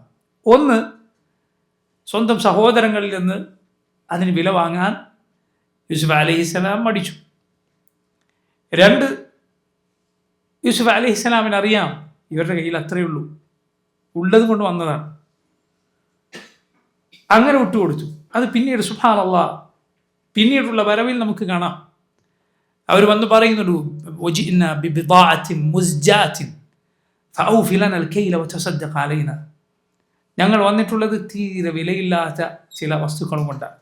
അവസാന തവണ അവർ വരുമ്പോൾ തീരെ വിലയില്ലാത്തത് കൊണ്ടായിരുന്നു അവർ വന്നത്. അതുകൊണ്ട് ഇത് സ്വീകരിച്ച് ഞങ്ങൾക്ക് തരാനുള്ളത് പൂർത്തീകരിച്ച് തരണം എന്നവർ പറയുന്നത് കാണാം. അപ്പോഴാണ് യൂസുഫ് അലൈഹിസ്സലാം അവരോട് താൻ ആരാണെന്ന് വെളിപ്പെടുത്തുന്നത്. മുഫസ്സിറുകൾ പറഞ്ഞു, യൂസുഫ് അലൈഹിസ്സലാമിന് ആ സമയത്ത് പ്രയാസമുണ്ടായി. യൂസുഫ് അലൈഹിസ്സലാമിന് മനസ്സിൽ വേദന, കാരണം സഹോദരൻ അവസാനം തീരെ വിലയില്ലാത്ത, തഫ്സീറുകളിൽ ചിലതിൽ കാണാം അവർ കയറിൻ്റെ കഷ്ണങ്ങൾ ഇതൊക്കെയാണ് അവസാനം എടുത്തു വന്നത്, ഒന്നുമില്ല അതിന് പകരം ഭക്ഷ്യധാന്യങ്ങൾക്ക് പകരം കൊടുക്കാൻ. ഇത് കണ്ടപ്പോൾ യൂസുഫ് അലൈഹിസ്സലാമിന് പിന്നെ പിടിച്ചു നിൽക്കാൻ സാധിച്ചില്ല. അപ്പോഴാണ് പറയുന്നത്. എന്നാൽ ഈ ആദ്യത്തെ തവണ ഇവർ കൊണ്ടുവന്നത് വിലയുള്ള വസ്തുക്കൾ തന്നെയാണ്, അത് തിരിച്ചു വെക്കാൻ പറഞ്ഞു. ഫസറുകൾ ചിലർ പറഞ്ഞത് കാണാം, സഹോദരങ്ങളിൽ നിന്ന് വാങ്ങാൻ മടിച്ചു, അല്ലെങ്കിൽ അവരുടെ കയ്യിലൊന്നും ഇല്ലാന്നറിയാം. അതുപോലെ മറ്റൊരു കാരണം, അവർ തിരിച്ചു വരണം. ഇത് മൂന്നും ഒരുമിച്ച് യോജിക്കുന്നതിൽ യാതൊരു തടസ്സവുമില്ല. മൂന്ന് കാരണവും ഒരുമിച്ചുണ്ടാകുന്നതിൽ യാതൊരു തടസ്സവുമില്ല. അപ്പോൾ നോക്കൂ, അങ്ങനെ പറഞ്ഞു. അത് അവരുടെ ഭാണ്ഡങ്ങളിൽ അവരറിയാതെ വെച്ചു കൊടുത്തു. അപ്പോൾ അവർക്ക് കൊടുത്ത വിലയും കിട്ടിയിരിക്കുന്നു, അതുപോലെ ധാന്യങ്ങളും കിട്ടിയിരിക്കുന്നു. അവർ തിരിച്ചുപോയി ഫിലസ്തീനിലെത്തി. ഫലമ്മാ റജഉ ഇലാ അബീഹിം, അവരുടെ ഉപ്പയുടെ അരികിലേക്ക്, യാഖൂബ് അലൈഹിസ്സലാമിൻ്റെ അരികിലേക്ക് അവർ തിരിച്ചെത്തിയപ്പോൾ ഖാലു, അവർ പറഞ്ഞു, യാ അബാന, ഓപ്പ, മുനഅ മിനൽ കൈൽ, ഇതാ നമുക്ക് ഈ ഭക്ഷ്യധാന്യങ്ങൾ തടയപ്പെട്ടിരിക്കും, ഇനി തരൂല എന്നാണ് പറയുന്നത്. ഇനി തരില്ല എന്നാണ് പറയുന്നത്. ഫഅർസിൽ മഅന അഖാന, അതുകൊണ്ട് ഞങ്ങളുടെ സഹോദരങ്ങളെ ഞങ്ങളുടെ കൂടെ വിട്ടുതരൂ. നക്തൽ, നമുക്ക് അളന്ന് എടുക്കാം, കിട്ടാനുള്ളതൊക്കെ കിട്ടും. ഇന്നാ ലഹു ലഹാഫിദൂൻ, ഞങ്ങൾ സഹോദരനെ സൂക്ഷിച്ചുകൊള്ളാം, ഞങ്ങൾ നോക്കിക്കൊള്ളാം. ഇവിടെ പറഞ്ഞു നോക്കൂ നിങ്ങൾ, ഞങ്ങളുടെ സഹോദരനെ അർസിൽ മഅന അഖാന, ഞങ്ങളുടെ സഹോദരനെ ഞങ്ങളുടെ കൂടെ അയക്കണം എന്നാണ്. ഇതിന് ശേഷം പിന്നീട് നിങ്ങൾക്കറിയാവുന്നതുപോലെ ബിനിയാമീൻ മോഷണം ആരോപിക്കപ്പെട്ടാണ് മിസ്രിൽ കഴിയേണ്ടി വരുന്നത് അവരുടെ അറിവിൽ. അപ്പുപ്പയോടെ എന്ന് പറയുന്നത് എന്താ? ഇന്നബിനൊക്കെ സറഖ്, നിങ്ങളെ മോൻ കട്ടുന്നാണ്. ഞങ്ങൾ കൂടെ അയക്കണം എന്ന് പറയുമ്പോൾ എന്താ? അർസിൽമാൻ അഖാന, നിങ്ങളുടെ സഹോദരന് കൂടെ അയക്കും. മോഷ്ടിച്ചു എന്ന് പറയുമ്പോൾ നിങ്ങളുടെ സഹോദരൻ കട്ടു എന്നല്ല, പിന്നെ ഇന്നബിനൊക്കെ സറഖ്, നിങ്ങളുടെ മകൻ കട്ടു എന്നാണ്. നമുക്ക് നിങ്ങൾ ആളുകൾ പ്രയോഗിക്കുന്ന പ്രയോഗമാണ്. ആളുകൾ പൊതുവെ ചെയ്യുന്നതാണ്. കുട്ടി എന്തെങ്കിലും നല്ല കാര്യം ചെയ്താൽ പറയും എൻ്റെ മോനാണ്, മോശം കാര്യം ചെയ്ത് എൻ്റെ മോനല്ലേ എന്ന് പറയും. ഇതുപോലെ ഇപ്പോൾ നോക്കി, ഫഅർസിൽ മഅന അഖാന, ഞങ്ങളുടെ സഹോദരനെ ഞങ്ങളുടെ കൂടെ അയക്കൂ. നക്തൽ വഇന്നാ ലഹു ലഹാഫിദൂൻ. യാഖൂബ് അലൈഹിസ്സലാം പറഞ്ഞു, ഖാല ഹൽ ആമനുകും അലൈഹി ഇല്ലാ കമാ അമിൻതുകും അലാ അഖീഹി മിൻ ഖബ്ൽ ഫല്ലാഹു ഖൈറുൻ ഹാഫിദാ വഹുവ അർഹമുർ റഹീമീൻ. ഖാല ഹൽ ആമനുകും അലൈഹി, യാഖൂബ് അലൈഹിസ്സലാം ചോദിച്ചു, ഞാൻ ബിന്യാമിന്റെ കാര്യത്തിൽ നിങ്ങളെ എനിക്ക് വിശ്വസിക്കാമോ? ഇല്ലാ കമാ അമിൻതുകും അലാ അഖീഹി മിൻ ഖബ്ൽ, അവന്റെ സഹോദരന്റെ കാര്യത്തിൽ നിങ്ങളെ വിശ്വസിച്ചതുപോലെ അല്ലാതെ എനിക്ക് നിങ്ങളെ വിശ്വസിക്കാൻ പറ്റൂ? അഥവാ അന്ന് അങ്ങനെ ഉണ്ടായി, അതുണ്ടാവുകയില്ല എന്ന് എന്തുറപ്പാണുള്ളത്? ഫല്ലാഹു ഖൈറുൻ ഹാഫിദ, അള്ളാഹുവാണ് ഏറ്റവും നന്നായി സംരക്ഷിക്കുന്നവൻ. വഹുവ അർഹമുർ റഹീമീൻ, അവനാണ് കരുണ ചൊരിയുന്നവരിൽ ഏറ്റവും നന്നായി കരുണ ചൊരിയുന്നവൻ. യാഖൂബ് അലൈഹിസ്സലാം സമ്മതിച്ചില്ല എന്നർത്ഥം. വലമ്മ ഫതഹു മതാഅഹും, അവരവരുടെ ഭാണ്ഡങ്ങൾ തുറന്നപ്പോൾ വജദു ബിദാഅതഹും റുദ്ദത് ഇലൈഹിം, അവരുടെ വസ്തുവകകൾ അതാ തിരിച്ചു കിട്ടിയതായി, അവർ വിലയായി കൊടുത്തതും കൂടി തിരിച്ചു കിട്ടിയിരിക്കുന്നു എന്നവർ മനസ്സിലാക്കി. ഖാലു, അവർ പറഞ്ഞു, യാ അബാന ഔ മാ നബ്ഗി ഹാദിഹി ബിദാഅതുനാ റുദ്ദത് ഇലൈന, ഇനി നമുക്ക് എന്ത് വേണം? നമുക്കിതാ നമ്മുടെ സാധനങ്ങൾ തിരിച്ചു കിട്ടിയിരിക്കുന്നു. വനമീറു അഹ്ലന, നമ്മുടെ കുടുംബത്തിന് വേണ്ടി ഈ ധാന്യങ്ങൾ ശേഖരിച്ച് നമുക്ക് കൊണ്ടുവരാം. വനഹ്ഫദു അഖാന, ഞങ്ങളുടെ സഹോദരങ്ങൾ സംരക്ഷിക്കുകയും ചെയ്യും. വനസ്ദാദു കൈല ബഈർ, ഒരു ഒട്ടകം നിറയെ, ഒരൊട്ടകത്തിന് ചുമക്കാവുന്ന അത്രയും നമുക്ക് കൊണ്ടുവരാൻ സാധിക്കും. ദാലിക കൈലു യസീർ, വളരെ എളുപ്പത്തിൽ അത് കൊണ്ടുവരാൻ സാധിക്കും. യാഖൂബ് അലൈഹിസ്സലാം അവരോട് പറഞ്ഞു, ഖാല ലൻ ഉർസിലഹു മഅക്കും, ബിന്യാമിനെ നിങ്ങളുടെ കൂടെ ഞാൻ അയക്കുന്ന പ്രശ്നമില്ല. ഹത്താ തുഅ്തൂനി മൗസിഖൻ മിനല്ലാഹ്, നിങ്ങൾ അല്ലാഹുവിന്റെ പേരിൽ സത്യം ചെയ്ത് എനിക്ക് ഉറപ്പ് തന്നാലല്ലാതെ ല തഅ്തുന്നനി ബിഹി, ബിന്യാമിനെയും കൊണ്ടേ നിങ്ങൾ തിരിച്ചു വരൂ. ഇല്ല അയ്യുഹാത ബിക്കും, നിങ്ങൾക്ക് ഒന്നാകെ എന്തെങ്കിലും സംഭവിക്കും, നിങ്ങൾ ഒന്നാകെ എവിടെയെങ്കിലും കുടുങ്ങി പോവുക, അങ്ങനെയല്ലാതെ നിങ്ങൾ എന്തായാലും ബിന്യാമിനെയും കൊണ്ടേ വരൂ എന്ന് അള്ളാഹുവിൻ്റെ പേരിൽ എനിക്ക് ഉറപ്പ് തരാത്തിടത്തോളം ഞാൻ നിങ്ങളുടെ കൂടെ അയക്കുകയില്ല. ഇവിടെ നോക്കൂ, ആദ്യത്തെ വാക്കിൽ യാഖൂബ് അലൈഹിസ്സലാം പറഞ്ഞത് എന്താണ്? യൂസുഫിൻ്റെ കാര്യത്തിൽ വിശ്വസിച്ചതുപോലെ അല്ലാതെ എനിക്ക് വിശ്വസിക്കാൻ പറ്റുമോ എന്നാണ്. അവിടെ പ്രധാനപ്പെട്ട ഒരു മസ്അലക്ക് തെളിവുണ്ട്. എന്താണത്? ആളുകളിൽ നിന്ന് മുൻ അനുഭവങ്ങൾ, മോശമായ അനുഭവങ്ങൾ ഉണ്ടാവുകയോ അതല്ലെങ്കിൽ സംശയാസ്പദമായ എന്തെങ്കിലും മോശമായ അടയാളങ്ങൾ കാണുകയോ ചെയ്താൽ ആളുകളെക്കുറിച്ച് നമ്മളൊരു കരുതലോടെ നിൽക്കുന്നതിൽ യാതൊരു തെറ്റുമില്ല. അതിൽ ഒരു മുസ്ലിമിനെ കുറിച്ച് നമ്മൾ നല്ലത് വിചാരിക്കണം എന്നതിന് എതിരല്ലാതെ. ശരിയാണ്, മുസ്ലിമീങ്ങളെക്കുറിച്ച് നല്ലത് കരുതണം, അവരെക്കുറിച്ച് നല്ലത് വിചാരിക്കണം. പക്ഷേ എന്തെങ്കിലും മോശമായ അടയാളങ്ങൾ കണ്ടാൽ, അതിനെ പറ്റിയ കരീനത്തുകൾ കണ്ടാൽ നമ്മൾ അതിന് തത്തുല്യമായി ജാഗ്രത കൈക്കൊള്ളുന്നതിൽ, മുൻകരുതലുകൾ എടുക്കുന്നതിൽ യാതൊരു തെറ്റുമില്ല. യാഖൂബ് അലൈഹിസ്സലാം അവരോട് ഇങ്ങനെയാണ് പറഞ്ഞത്. യഥാർത്ഥത്തിൽ അവർ സത്യം പറഞ്ഞത്, അവർ പറഞ്ഞത് കളവല്ല. അവർ ബിന്യാമിനെ ഉപദ്രവിക്കാൻ ഉദ്ദേശിച്ചിട്ടുമില്ല, യൂസുഫിനെ ഉദ്ദേശിച്ചതുപോലെ. പക്ഷേ യാഖൂബ് അലൈഹിസ്സലാം ചോദിക്കുന്നത് യൂസുഫിൻ്റെ കാര്യത്തിൽ വിശ്വസിച്ചതുപോലെ അല്ലാതെ എനിക്ക് നിങ്ങൾ വിശ്വസിക്കാൻ പറ്റുമെന്നാണ്.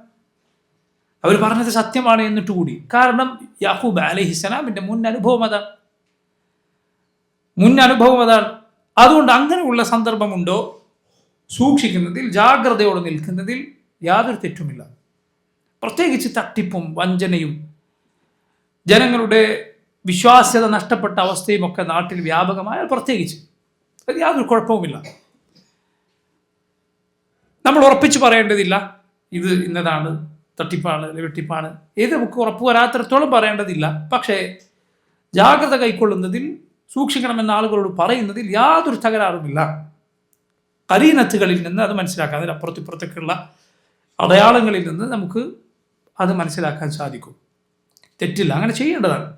അതല്ല എങ്കിൽ ആളുകളുടെ സമ്പത്തും അഭിമാനവും ഒക്കെ വെറുതെ ആളുകൾ കളഞ്ഞു കുടിക്കുന്ന അവസ്ഥ ഉണ്ടാകും. അത് സംരക്ഷിക്കേണ്ടതാണ്. ജനങ്ങളുടെ രക്തവും അഭിമാനവും അവരുടെ സമ്പത്തുമെല്ലാം സംരക്ഷിക്കേണ്ട ദീൻ അത് സംരക്ഷിക്കാനാണ് വന്നത്. ദീൻ അത് കളഞ്ഞു കുടിക്കാനല്ല വന്നത്. വലിയ അപകടങ്ങൾ പിന്നീട് ഉണ്ടായി പ്രയാസപ്പെടുന്നതിനേക്കാൾ നല്ലത് അതാണ്. നോക്കൂ, ആളുകൾ പലപ്പോഴും അവരുടെ വീടുകളിൽ ജനങ്ങളെ, മഹറമായ ആളുകളല്ലാത്ത പുരുഷന്മാരെ ഒക്കെ ഒരു മറയും തടസ്സവും ഇല്ലാതെ കയറ്റുന്നത് കാണാം. അതാരാണ്? അത് അവൻ്റെ കൂട്ടുകാരാണ്. എല്ലാവരും കൂടി വീട്ടിൽ വരുന്നു. വീട്ടിൽ പെൺകുട്ടികളുണ്ട്. ഒരു മര്യാദയുമില്ലാതെ അടുക്കള വരെ ചില നാടുകളിൽ കാണാം. സുബ്ഹാനല്ലാഹ്, ഒന്ന് ബെല്ലടിക്കുക പോലും ചെയ്യുകയില്ല. തിരിഞ്ഞു നോക്കുമ്പോൾ അടുക്കളയിൽ എത്തിയിട്ടുണ്ടാവും. അയൽവാസിയാണ്. പുരുഷന്മാർ സ്ത്രീകൾ താമസിക്കുന്ന വീടുകളിലേക്ക് ഇങ്ങനെ വരിക എന്നത് ഒരിക്കലും പാടില്ലാത്ത കാര്യമാണ്.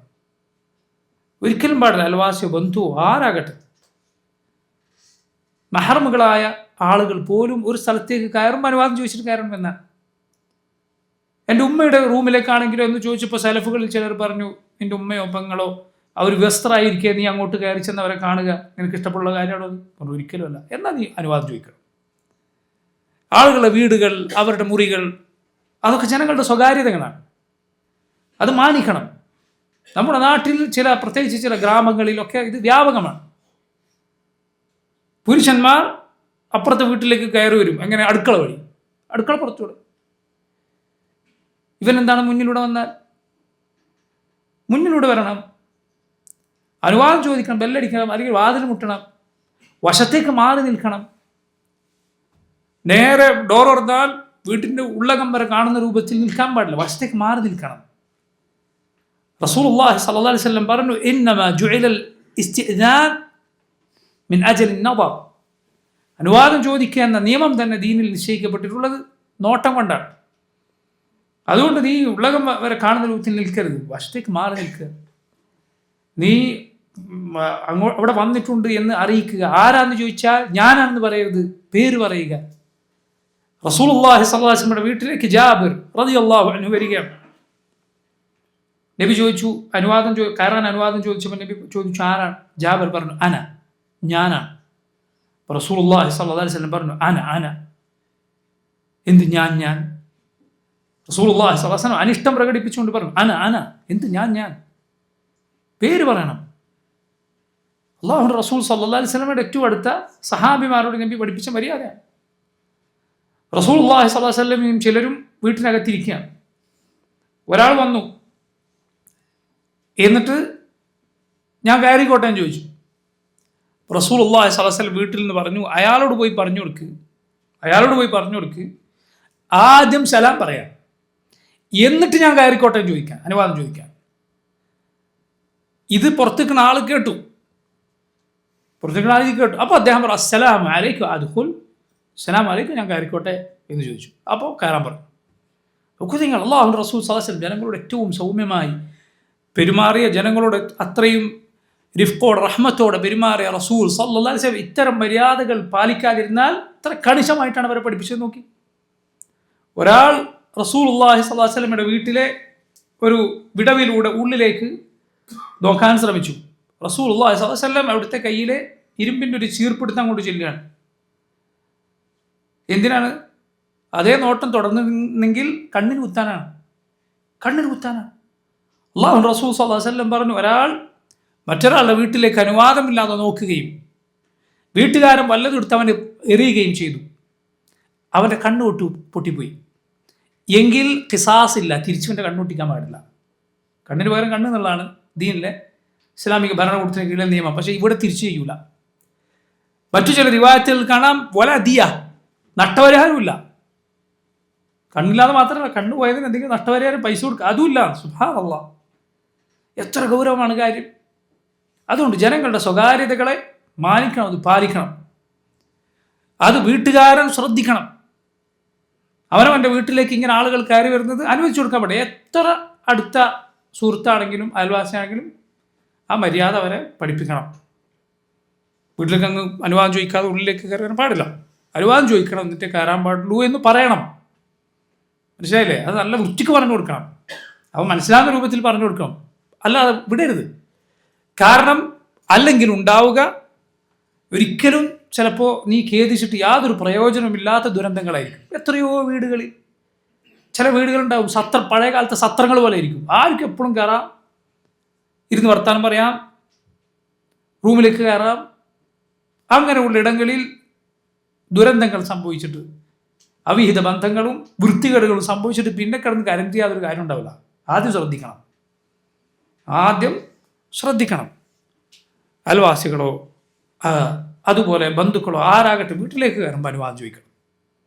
നീ നിൻ്റെ വീട്ടിൽ തന്നെ ഒരാൾ അടച്ചിട്ട് മുറിയിലുണ്ട് എങ്കിൽ കയറുമ്പോൾ മുട്ടണം. സുബ്ഹാനല്ലാഹ്, കുട്ടികളത് പഠിപ്പിച്ചു കൊടുക്കണം എന്നാണ് അള്ളാഹു ഖുർആനിൽ പറഞ്ഞത്.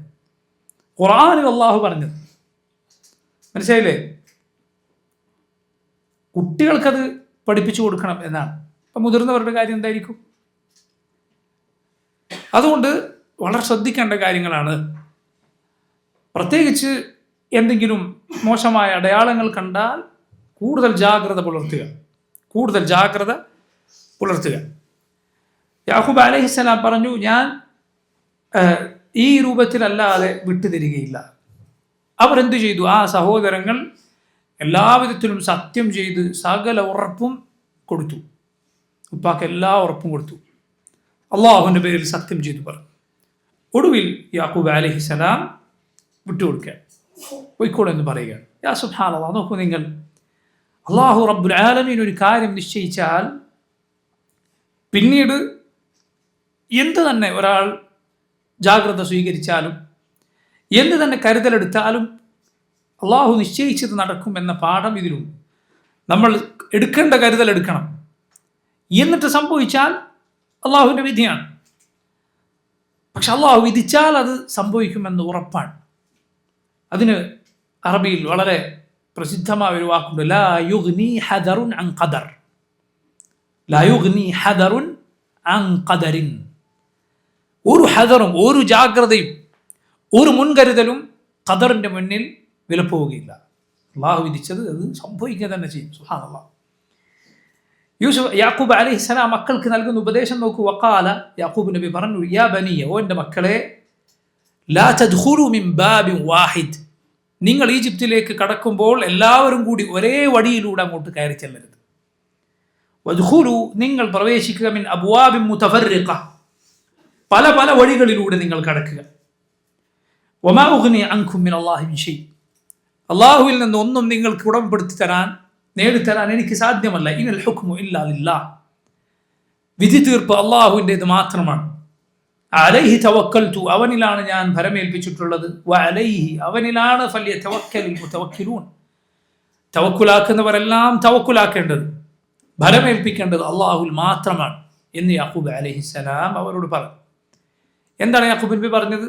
നിങ്ങൾ മിസ്റിലേക്ക് കടന്നു ചെല്ലുമ്പോൾ എല്ലാവരും കൂടി ഒരു വഴിയിലൂടെ കയറരുത്, വേറെ വേറെ വഴിയിലൂടെ കയറണം. എന്തുകൊണ്ടാണത്? സലഫുകൾ, സഹാബത്ത് റളിയല്ലാഹു അൻഹും, അവരിൽ നിന്ന് റിവായത്തുകളിൽ കാണാം. ഈ ആയത്തിൻ്റെ തഫ്സീറിൽ യാക്കൂബ് അലൈഹിസ്സലാം മക്കൾക്ക് കണ്ണേറ് ബാധിക്കുമോ എന്ന് പേടിച്ചിട്ട് പറഞ്ഞതാണ്.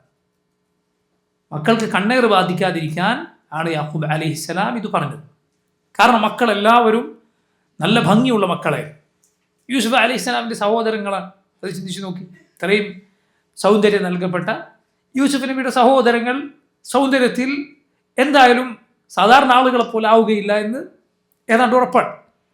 അതുകൊണ്ട് മക്കളെല്ലാവരും, ഇത്ര അധികം മക്കളുമുണ്ട്, അവരെല്ലാം ഒരു വഴിയിലൂടെ കടന്നു ചെന്നാൽ അവർക്ക് കണ്ണേർ ബാധിക്കുമോ എന്ന് യാക്കൂബ് അലൈഹിസ്സലാം ഭയപ്പെട്ടുകൊണ്ടാണ് ഇത് പറഞ്ഞത്. അതിലൊരു സൂചനയുണ്ട്, അതിലൊരു പാഠമുണ്ട്. അള്ളാഹുവിൻ്റെ നിഅമത്തുകൾ, അനുഗ്രഹങ്ങൾ അത് വെളിപ്പെടുത്തുക എന്നത് നല്ലതാണ്. പക്ഷേ അസൂയയോ കണ്ണേറോ ഭയപ്പെടുന്ന സന്ദർഭത്തിൽ അത് മറച്ചു വെക്കുക എന്നത് നല്ല കാര്യമാണ്. മൂടി വെക്കുക, പറയാതിരിക്കുക എന്നത് നല്ല കാര്യമാണ്. നല്ല സ്വപ്നത്തെക്കുറിച്ച് നമ്മൾ പറഞ്ഞിട്ടുള്ളത് പോലെ റസൂലുള്ളാഹി സ്വല്ലല്ലാഹു അലൈഹി വസല്ലം പറഞ്ഞു, അൽ ഐനു ഹഖ്ഖുൻ, അൽ ഐനു ഹഖ്ഖുൻ, കണ്ണേർ എന്നത് സത്യമാണ്. ഖുർആനിൽ അതിനുള്ള തെളിവുകളിൽ ഒന്നാണ്. ഖുർആനിലെ തന്നെ മറ്റൊരു തെളിവാണ് സൂറത്തു അൽ ഖലമിലെ ആയത്ത്, വയകാദു അല്ലദീന കഫറു ലയുസ്ലിഖൂനക ബിഅബ്സാരിഹിം ലമ്മാ സമിഉ الذിക്റ വയഖൂലൂന ഇന്നഹു ലമജ്നൂൻ.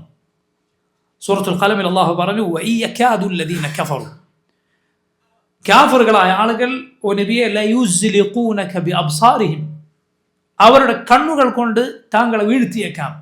സൂറത്തുൽ ഖലമിൽ അല്ലാഹു പറഞ്ഞു, അത് ഐനാണ് അവിടെ ഉദ്ദേശമെന്ന് മുഫസ്സിറുകളിൽ ചിലർ രേഖപ്പെടുത്തിയത് കാണാം. കണ്ണുകൾ കൊണ്ട് വീഴ്ത്തുക എന്നത് ഐനാണ്. അല്ലാഹു റസൂൽ സ്വല്ലല്ലാഹു അലൈഹി വസല്ലം പറഞ്ഞു, അൽ ഐനു ഹഖ്ഖുൻ, കണ്ണർ സത്യമാണ്. സത്യമാണെന്ന് മാത്രമല്ല, ഒരു കുതിരപ്പടയാളിയെ അവൻ്റെ കുതിരപ്പുറത്തുനിന്ന് താഴെ വീഴ്ത്തിയേക്കും അത്. അതുപോലെ ആളുകളെ, ആരോഗ്യമുള്ള മനുഷ്യരെ ഖബറിലേക്ക് എത്തിച്ചേക്കും അത്. ആളുകളെ രോഗികളാക്കിയേക്കും അത്. റസൂലുള്ളാഹി സ്വല്ലല്ലാഹു അലൈഹി വസല്ലം പറഞ്ഞതാണ്. ഇതിൽ പൊതുവെ ആളുകൾ രണ്ട് രൂപത്തിൽ വഴിതെറ്റിയത് കാണാം. ഒന്ന്, ഇതിനെ നിഷേധിച്ച കക്ഷികളാണ്. കണ്ണേറെന്ന് വിശ്വസിക്കാൻ പാടില്ല. ചിലർ പറഞ്ഞു അത് വിശ്വസിച്ചാൽ ശിർക്കാണെന്ന്, ഇസ്ലാം എന്ന് പുറത്താണ്. അല്ലാഹു അക്ബർ, മുഹമ്മദ് സല്ലല്ലാഹു അലൈഹി വസല്ലമയാണ് ഇത് പറഞ്ഞത്, ഹഖാണ്. അല്ലാഹു റസൂൽ സല്ലല്ലാഹു അലൈഹി വസല്ലം ഈ തൗഹീദ് പഠിപ്പിക്കാൻ വന്ന റസൂലുള്ളാഹി സ്വല്ലല്ലാഹു അലൈഹി വസല്ലമയാണ് പറയുന്നത് അൽ ഐനു ഹഖ്ഖുൻ എന്നത്. അത് അള്ളാഹു ഈ ലോകത്ത് നിശ്ചയിച്ച ഉപദ്രവകരമായ കാര്യങ്ങളിലൊന്നാണ്. അള്ളാഹു നിശ്ചയിച്ചതാണ്, അവൻ്റെ വിധിയാൽ നിശ്ചയിച്ചതാണ്. ഇമാം ഇബ്നുൽ ഖയ്യിം റഹിമഹുല്ലാഹ് അദ്ദേഹം പറയുകയുണ്ടായി, ബുഖാരിയിലും മുസ്ലിമിലും ഒക്കെ വന്നിട്ടുള്ള ചില ഹദീസുകളുണ്ട്. എന്താണത്? ചില പ്രത്യേകതരം പാമ്പുകളെ കുറിച്ച് റസൂലുള്ളാഹി സ്വല്ലല്ലാഹു അലൈഹി വസല്ലം പറഞ്ഞു. അബ്തറായ, വാലില്ലാത്തതുപോലെയുള്ള, അതുപോലെ തലഭാഗത്ത് പ്രത്യേകമായ ചില അടയാളങ്ങളുള്ള ചില പാമ്പുകളെ കുറിച്ച് റസൂലുള്ളാഹി സ്വല്ലല്ലാഹു അലൈഹി വസല്ലം പറഞ്ഞു, അതിനെ കണ്ടെടുത്ത് വെച്ച് നിങ്ങൾ കൊന്നുകളയുക. എന്താണ് കാരണം? അത് കാഴ്ച നശിപ്പിക്കും, ഗർഭിണികളുടെ ഗർഭം അലസിപ്പിക്കും. കടിച്ചാലല്ല, പിന്നെയോ നോക്കിയാൽ, കടിച്ചാൽ നോക്കിയാൽ. അതുകൊണ്ട് റസൂലുള്ളാഹി സ്വല്ലല്ലാഹു അലൈഹി വസല്ലം പറഞ്ഞു, അതിനെ കണ്ടെടുത്ത് വെച്ച് നിങ്ങൾ കൊന്നുകളയുക. ഇമാം ഇബ്നുൽ ഖയ്യിം റഹിമഹുല്ലാഹ് അദ്ദേഹം പറയുകയുണ്ടായി, ഇത് നോക്കൂ, അതിൻ്റെ നോട്ടം കൊണ്ട് ഇങ്ങനെ അപകടങ്ങൾ ഉണ്ടാകാം. ഇതുപോലെ അള്ളാഹു കണ്ണേർ നിശ്ചയിച്ചിരിക്കുന്നു. എന്താണത് സംഭവിക്കുന്നത്? ഒരാൾ നോക്കുമ്പോൾ അയാളുടെ കണ്ണുകളിൽ നിന്ന് അപകടകരമായ വല്ലതും, അയാൾ ആരെയാണോ നോക്കിയിട്ടുള്ളത് അതിലേക്ക് ചെല്ലുകയാണോ, പോയി തറക്കുകയാണോ, അല്ലാഹു അലം, അള്ളാഹുവിനാണ് അറിയുക. പക്ഷെ അത് സത്യമാണെന്ന് റസൂലുള്ളാഹി സ്വല്ലല്ലാഹു അലൈഹി വസല്ലം പറഞ്ഞു. എന്തു വേണം ആ അപകടത്തിൽ നിന്ന് രക്ഷപ്പെടാൻ? ഉറുക്ക് കെട്ടണോ, ഏലസ് കെട്ടണോ, ഖബറുകളിലോ മരിച്ചവരിലോ തവക്കുലാക്കണോ? അല്ല. അങ്ങനെ ചെയ്താൽ കണ്ണേറിനേക്കാൾ വലിയ അപകടത്തിലാണ് നീ അകപ്പെട്ടിട്ടുള്ളത്, ശിർക്കിൽ നീ അകപ്പെട്ടിരിക്കുന്നു. അതിൽ നല്ലത് കണ്ണേറായിരുന്നു. കാരണം അത് ദുനിയാവേ പോവുകയുള്ളൂ, പരലോകം നഷ്ടപ്പെടുത്തുകയില്ല. ഇപ്പൊ നോക്കൂ, കണ്ണേർ എന്ന് പറയുന്നത് അതിൽ നിന്ന് രക്ഷപ്പെടാൻ ഇതല്ല ചെയ്യേണ്ടത്. ആളുകൾ എങ്ങനെയാണ് ചെയ്തത്? ഏലസുകൾ, തകിടുകൾ, ഉറുക്കുകൾ, ഉറുക്കിന്റെ മേലെ ഉറുക്ക്, എന്നിട്ട് ചോദിച്ചാൽ പറയും കണ്ണേർ ഇതിൽ തട്ടിത്തെറിച്ചു, ഇതിൽ തട്ടിയിട്ട് കണ്ണേർ തെറിച്ചു. അങ്ങനെ വിശ്വസിക്കുന്ന ആളുകളുണ്ട്. പാടില്ല, ശിർക്കാണ്, പാടില്ല. മറിച്ച് നീ എന്താണ് ചെയ്യേണ്ടത്? നീ അതിൽ നിന്ന് രക്ഷപ്പെടാൻ അള്ളാഹുവിനോട് കാവൽ തേടുക. റസൂലുള്ളാഹി സ്വല്ലല്ലാഹു അലൈഹി വസല്ലം രാവിലെയും വൈകുന്നേരവും 3 തവണ ഓതാൻ പറഞ്ഞു. അവസാനത്തെ ഖുർആനിലെ 3 സൂറത്തുകൾ. ഉഖ്ബത്ത് ഇബ്നു ആമിർ റളിയല്ലാഹു അൻഹുവിന് അതിലെ 2 സൂറത്തുകളെ കുറിച്ച്, ഫലഖും നാസ്, അതേക്കുറിച്ച് നബി സല്ലല്ലാഹു അലൈഹി വസല്ലം പറഞ്ഞു കൊടുത്തു. എന്ത്? വമാ തഅവദ മുതഅവ്വിദുൻ ബിമിസ്ലിഹിമ, ഇത് 2 പോലുള്ളത് കൊണ്ട് ഒരാളും അള്ളാഹുവിനോട് കാവൽ തേടിയിട്ടില്ല. അത്രയും വലിയ കാവൽ തേട്ടമാണ് അതിലുള്ളത്. ഓതുക, അതുപോലെ അള്ളാഹുവിനോട് കാവൽ തേടുക. റസൂലുള്ളാഹി സ്വല്ലല്ലാഹു അലൈഹി വസല്ലം അവിടുത്തെ പേരക്കുട്ടികളായ ഹസനെയും ഹുസൈനെയും കണ്ണേറിൽ നിന്ന് മന്ത്രിക്കാറുണ്ടായിരുന്നു. നബി സല്ലല്ലാഹു അലൈഹി വസല്ലം പറയും, ഉഈദുകുമ ബികലിമാത്തില്ലാഹി താമ്മ മിൻ കുല്ലി ശൈത്താനിൻ വഹാമ്മ വമിൻ കുല്ലി ഐനിൻ ലാമ്മ. നിങ്ങൾ രണ്ടുപേരെയും ഞാനിതാ രണ്ടുപേർക്കും വേണ്ടി അള്ളാഹുവിനോട് കാവൽ തേടുന്നു, എല്ലാവിധ ശൈത്താന്മാരിൽ നിന്നും, വഹാമ്മ എല്ലാവിധ ഹിംസ്ര ജന്തുക്കളിൽ നിന്നും, വമിൻകുല്ലി ഐനില്ലാമ്മ എല്ലാ കണ്ണേറിൽ നിന്നും, മനുഷ്യരുടെയും പിശാചുക്കളുടെയും എല്ലാം കണ്ണേറിൽ നിന്ന് അള്ളാഹുവിന്റെ റസൂൽ സല്ലല്ലാഹു അലൈഹി വസല്ലം കാവൽ തേടി. എന്ന് മാത്രമല്ല നബി സല്ലല്ലാഹു അലൈഹി വസല്ലം പറയുകയാണ്, ഈ ദുആ കൊണ്ട് കാവൽ തേടാറുണ്ടായിരുന്നു ആര്? ഇബ്രാഹിം അലൈഹിസ്സലാം മക്കളായ ഇസ്ഹാഖിനും ഇസ്മായിലിനും വേണ്ടി. അല്ലാഹു അക്ബർ.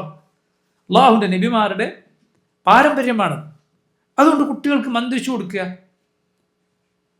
അതുപോലെ അവനവൻ അള്ളാഹുവിനോട് ഇതിൽ നിന്ന് കാവൽ തേടുക. ഈ പറഞ്ഞ സൂറത്തുകൾ ഓതിക്കൊണ്ട് അദ്കാറുകൾ സൂക്ഷിക്കുക, അത് സൂക്ഷിക്കുക, അള്ളാഹുവിനോട് കാവൽ തേടുക. അതാണ് ചെയ്യേണ്ടത്. അതല്ല എങ്കിൽ ഇത് അപകടമാണ് എന്നതിൽ യാതൊരു സംശയവുമില്ല. എത്രയോ ഭംഗിയുള്ള കുട്ടികൾ, ഓടിച്ചാടി നടന്നിരുന്ന കുട്ടികൾ യാതൊരു കാരണവുമില്ലാതെ ഗുരുതരമായ രോഗങ്ങൾക്ക് ഡോക്ടർമാർക്ക് കാരണം പറയാൻ സാധിക്കുന്നത് എങ്ങനെ ഇത് വന്നു അറിയില്ല. എന്താണ് ചികിത്സയുണ്ട്, അങ്ങനെയുള്ള രോഗങ്ങൾക്ക് കുട്ടികൾ അടിമപ്പെട്ടത്. അതുപോലെ നിങ്ങൾ നോക്കൂ, ക്യാൻസർ സെന്ററുകളിൽ നിങ്ങൾ പോയി നോക്കൂ.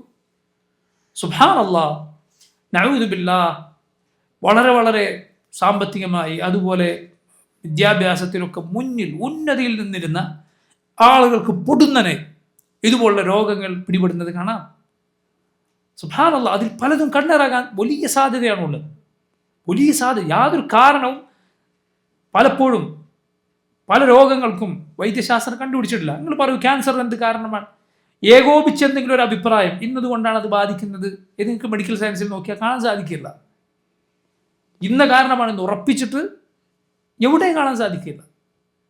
പല കാരണങ്ങൾ, അതായിരിക്കാം, ഇതായിരിക്കാം. ചില ആളുകൾ പറയുന്നത് ഭക്ഷണത്തിൻ്റെതായിരിക്കാം, ചില ആളുകൾ പറയുന്നത് ഇന്നതായിരിക്കാം. ഒരു കാരണം പറയാൻ സാധിക്കാത്ത, വൈദ്യശാസ്ത്രത്തിന് പറയാൻ സാധിക്കാത്ത രോഗങ്ങൾ അള്ളാഹുവിനറിയാം. അതിൽ പലതും ഇതായിരിക്കാം അതിൻ്റെ കാരണം എന്ന് വിചാരിച്ച രോഗം വന്നാൽ ഭൗതികമായ ചികിത്സ ചെയ്യേണ്ട എന്നല്ല ഈ പറയുന്നത്. ലോകത്തിൽ അതിൻ്റെ ചികിത്സ ചെയ്യാം. അള്ളാഹു ആണ് ആ ചികിത്സയും ജനങ്ങൾ പഠിപ്പിച്ചത്.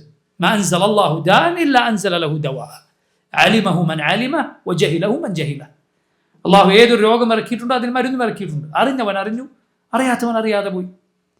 പക്ഷെ ഇങ്ങനെയുള്ള രോഗങ്ങൾ പലതും ഇതായിരിക്കാം കാരണം.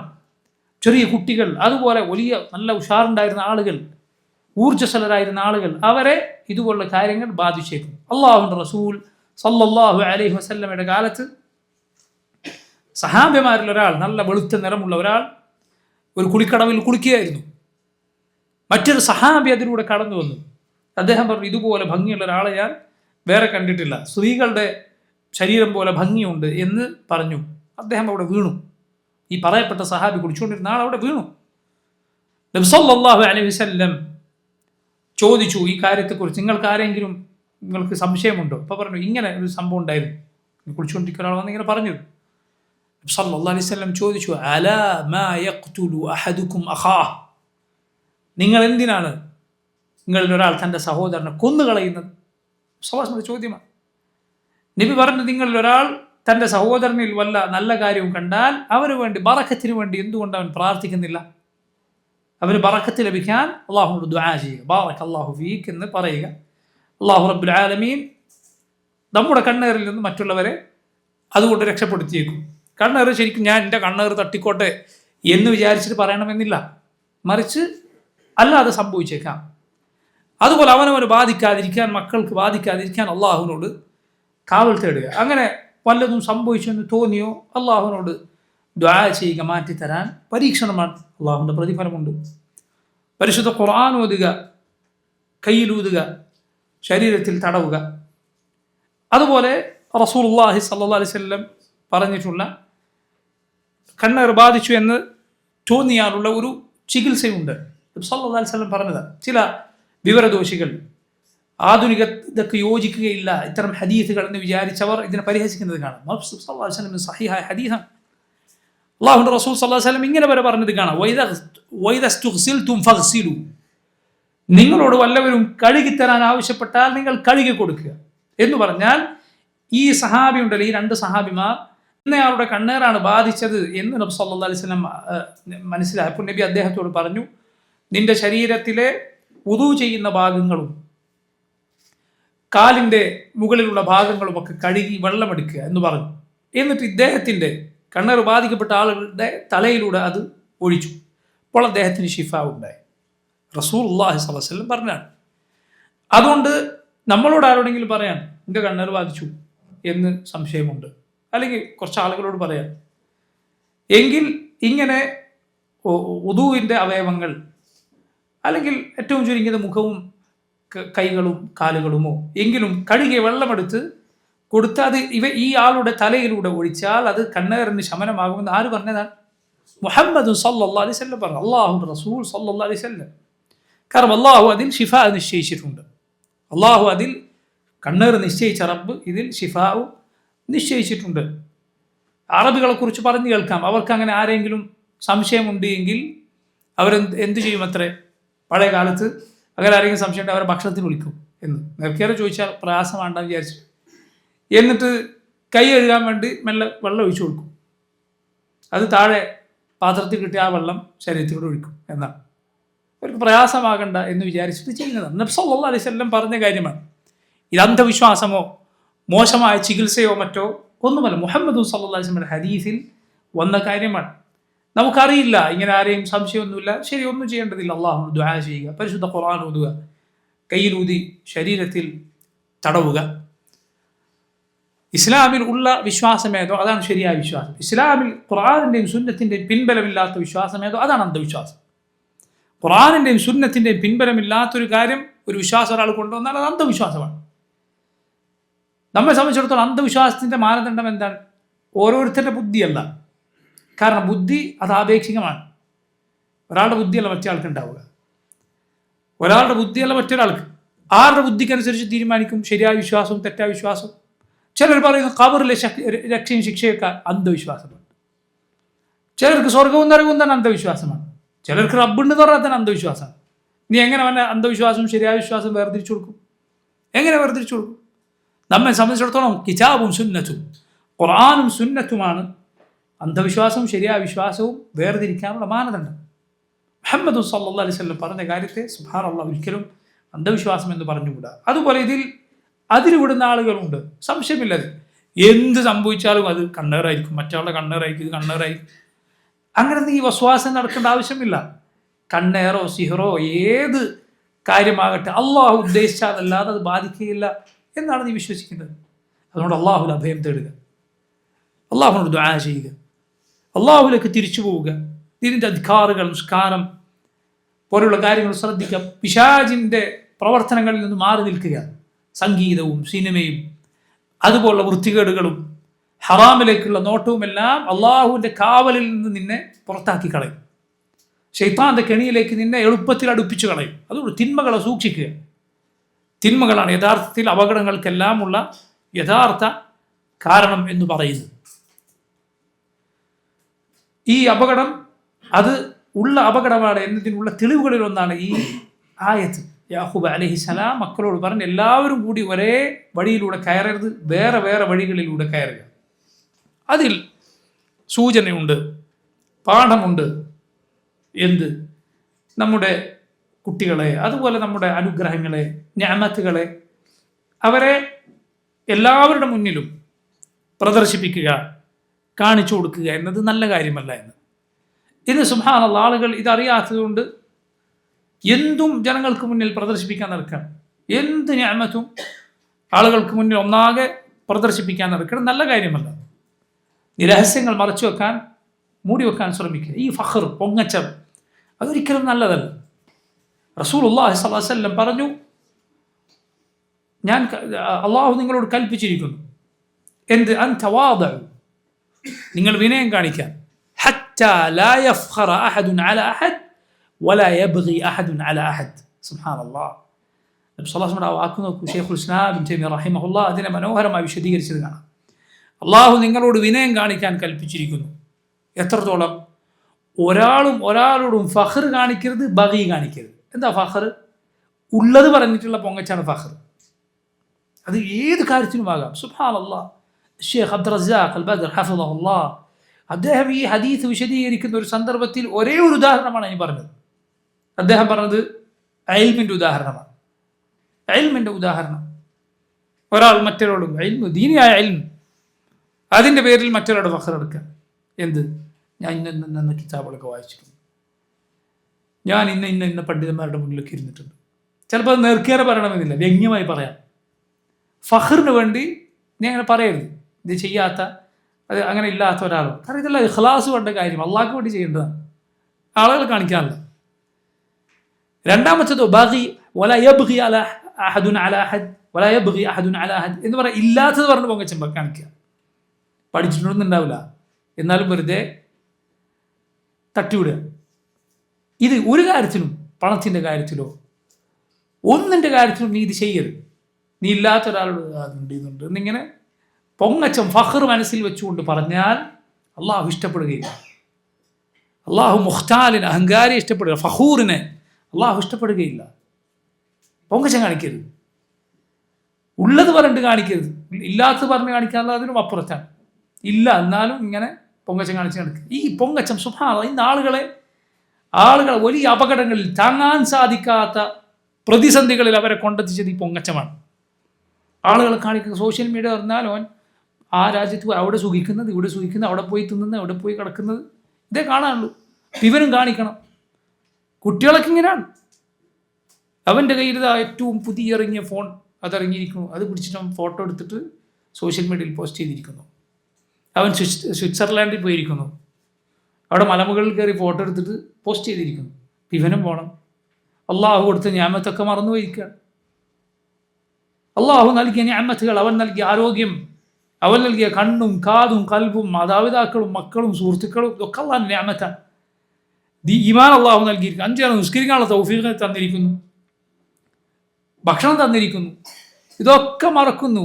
അവൻ കിട്ടിയത് എനിക്ക് കിട്ടിയില്ലല്ലോ, അവൻ കാണിക്കുന്ന പോലെ എനിക്ക് കാണിക്കാൻ പറ്റുന്നില്ലല്ലോ. ഈ രൂപത്തിലുള്ള വില കുറഞ്ഞ ഷോക്ക് വേണ്ടി ജീവിക്കുന്ന ആളുകളായി നമ്മളെ മക്കൾ മാറിയിരിക്കുന്നു. കുട്ടികളൊക്കെ അവരുടെ ജീവിതം ഇതിൽ തുലച്ചുകൊണ്ടിരിക്കുകയാണ്. ഈ ഫഖർ, സഹോദരൻ, നീ അള്ളാഹുവിന് വേണ്ടി ജീവിക്കേണ്ടവനാണ്, ആളുകൾക്ക് വേണ്ടിയല്ല. ആളുകൾ നിനക്ക് യാതൊരു ഉപകാരവും ചെയ്യുകയില്ല. നീ ചവിട്ട് നടക്കുന്ന തുറാബിൻ്റെ വില അത് നീ ജനങ്ങളുടെ അംഗീകാരത്തിന് കൊടുക്കരുത്. ജനങ്ങൾ എന്ത് പറയട്ടെ, നിന്നെ പുകഴ്ത്തട്ടെ, അവരികഴ്ത്തട്ടെ, അള്ളാഹുവിൽ നിനക്ക് വിലയുണ്ടോ ഇല്ലേ, അതിനാണ് കാര്യമുള്ളത്. അതിനാണ് എന്തിൻ്റെ പേരിലായ സമ്പത്തിൻ്റെയോ സൗന്ദര്യത്തിൻ്റെയോ അറിവിൻ്റെയോ സ്ഥാനമാനങ്ങളുടെ ഏതിൻ്റെ കാര്യത്തിൽ അള്ളാഹുവിൽ നീ എവിടെ നിൽക്കുന്നു എന്നതിലാണ് കാര്യം. ജനങ്ങൾ നിനക്ക് ഒരു ഉപകാരം ചെയ്യാൻ പോകുന്നില്ല, അവർ നിന്നെ ഒന്ന് ഉപദ്രവിക്കാൻ പോകുന്നില്ല, അള്ളാഹു ഉദ്ദേശിച്ചതല്ലാതെ. അതുകൊണ്ട് റബ്ബിനെ തൃപ്തിപ്പെടുത്താൻ ജീവിക്കുക. ഫഖർ കാണിക്കരുത്, പൊങ്ങച്ചം കാണിക്കരുത്. അതുപോലെ ഇല്ലാത്തത് പറഞ്ഞ് മേനി നടിക്കാനും പാടില്ല. മാത്രമല്ല അത് കണ്ണേറിലേക്കും നയിച്ചേക്കും, അവനവൻ അപകടവും അതുകൊണ്ട് ഉണ്ടാക്കിയേക്കും. വളരെ ശ്രദ്ധിക്കുക. അല്ലാഹു സുബ്ഹാനഹു വ തആല വിനയമുള്ളവരിൽ, പൊങ്ങച്ചത്തിൻ്റെയും അഹങ്കാരത്തിൻ്റെയും വഴികളിലേക്ക് പോകാത്തവരിൽ നമ്മെ ഉൾപ്പെടുത്തുമാറാകട്ടെ. അല്ലാഹു തആല അലം. സല്ലല്ലാഹു വസല്ലമ അലാ നബീന മുഹമ്മദ് വഅലാ ആലിഹി വഅസ്ഹാബിഹി അജ്മഈൻ. സുബ്ഹാനക അല്ലാഹുമ്മ വബിഹംദിക അഷ്ഹദു അൻ ലാ ഇലാഹ ഇല്ലാ അൻത അസ്തഗ്ഫിറുക വഅതൂബു ഇലൈക്. അസ്സലാമു അലൈക്കും വറഹ്മത്തുള്ളാഹി വബറകാതുഹു.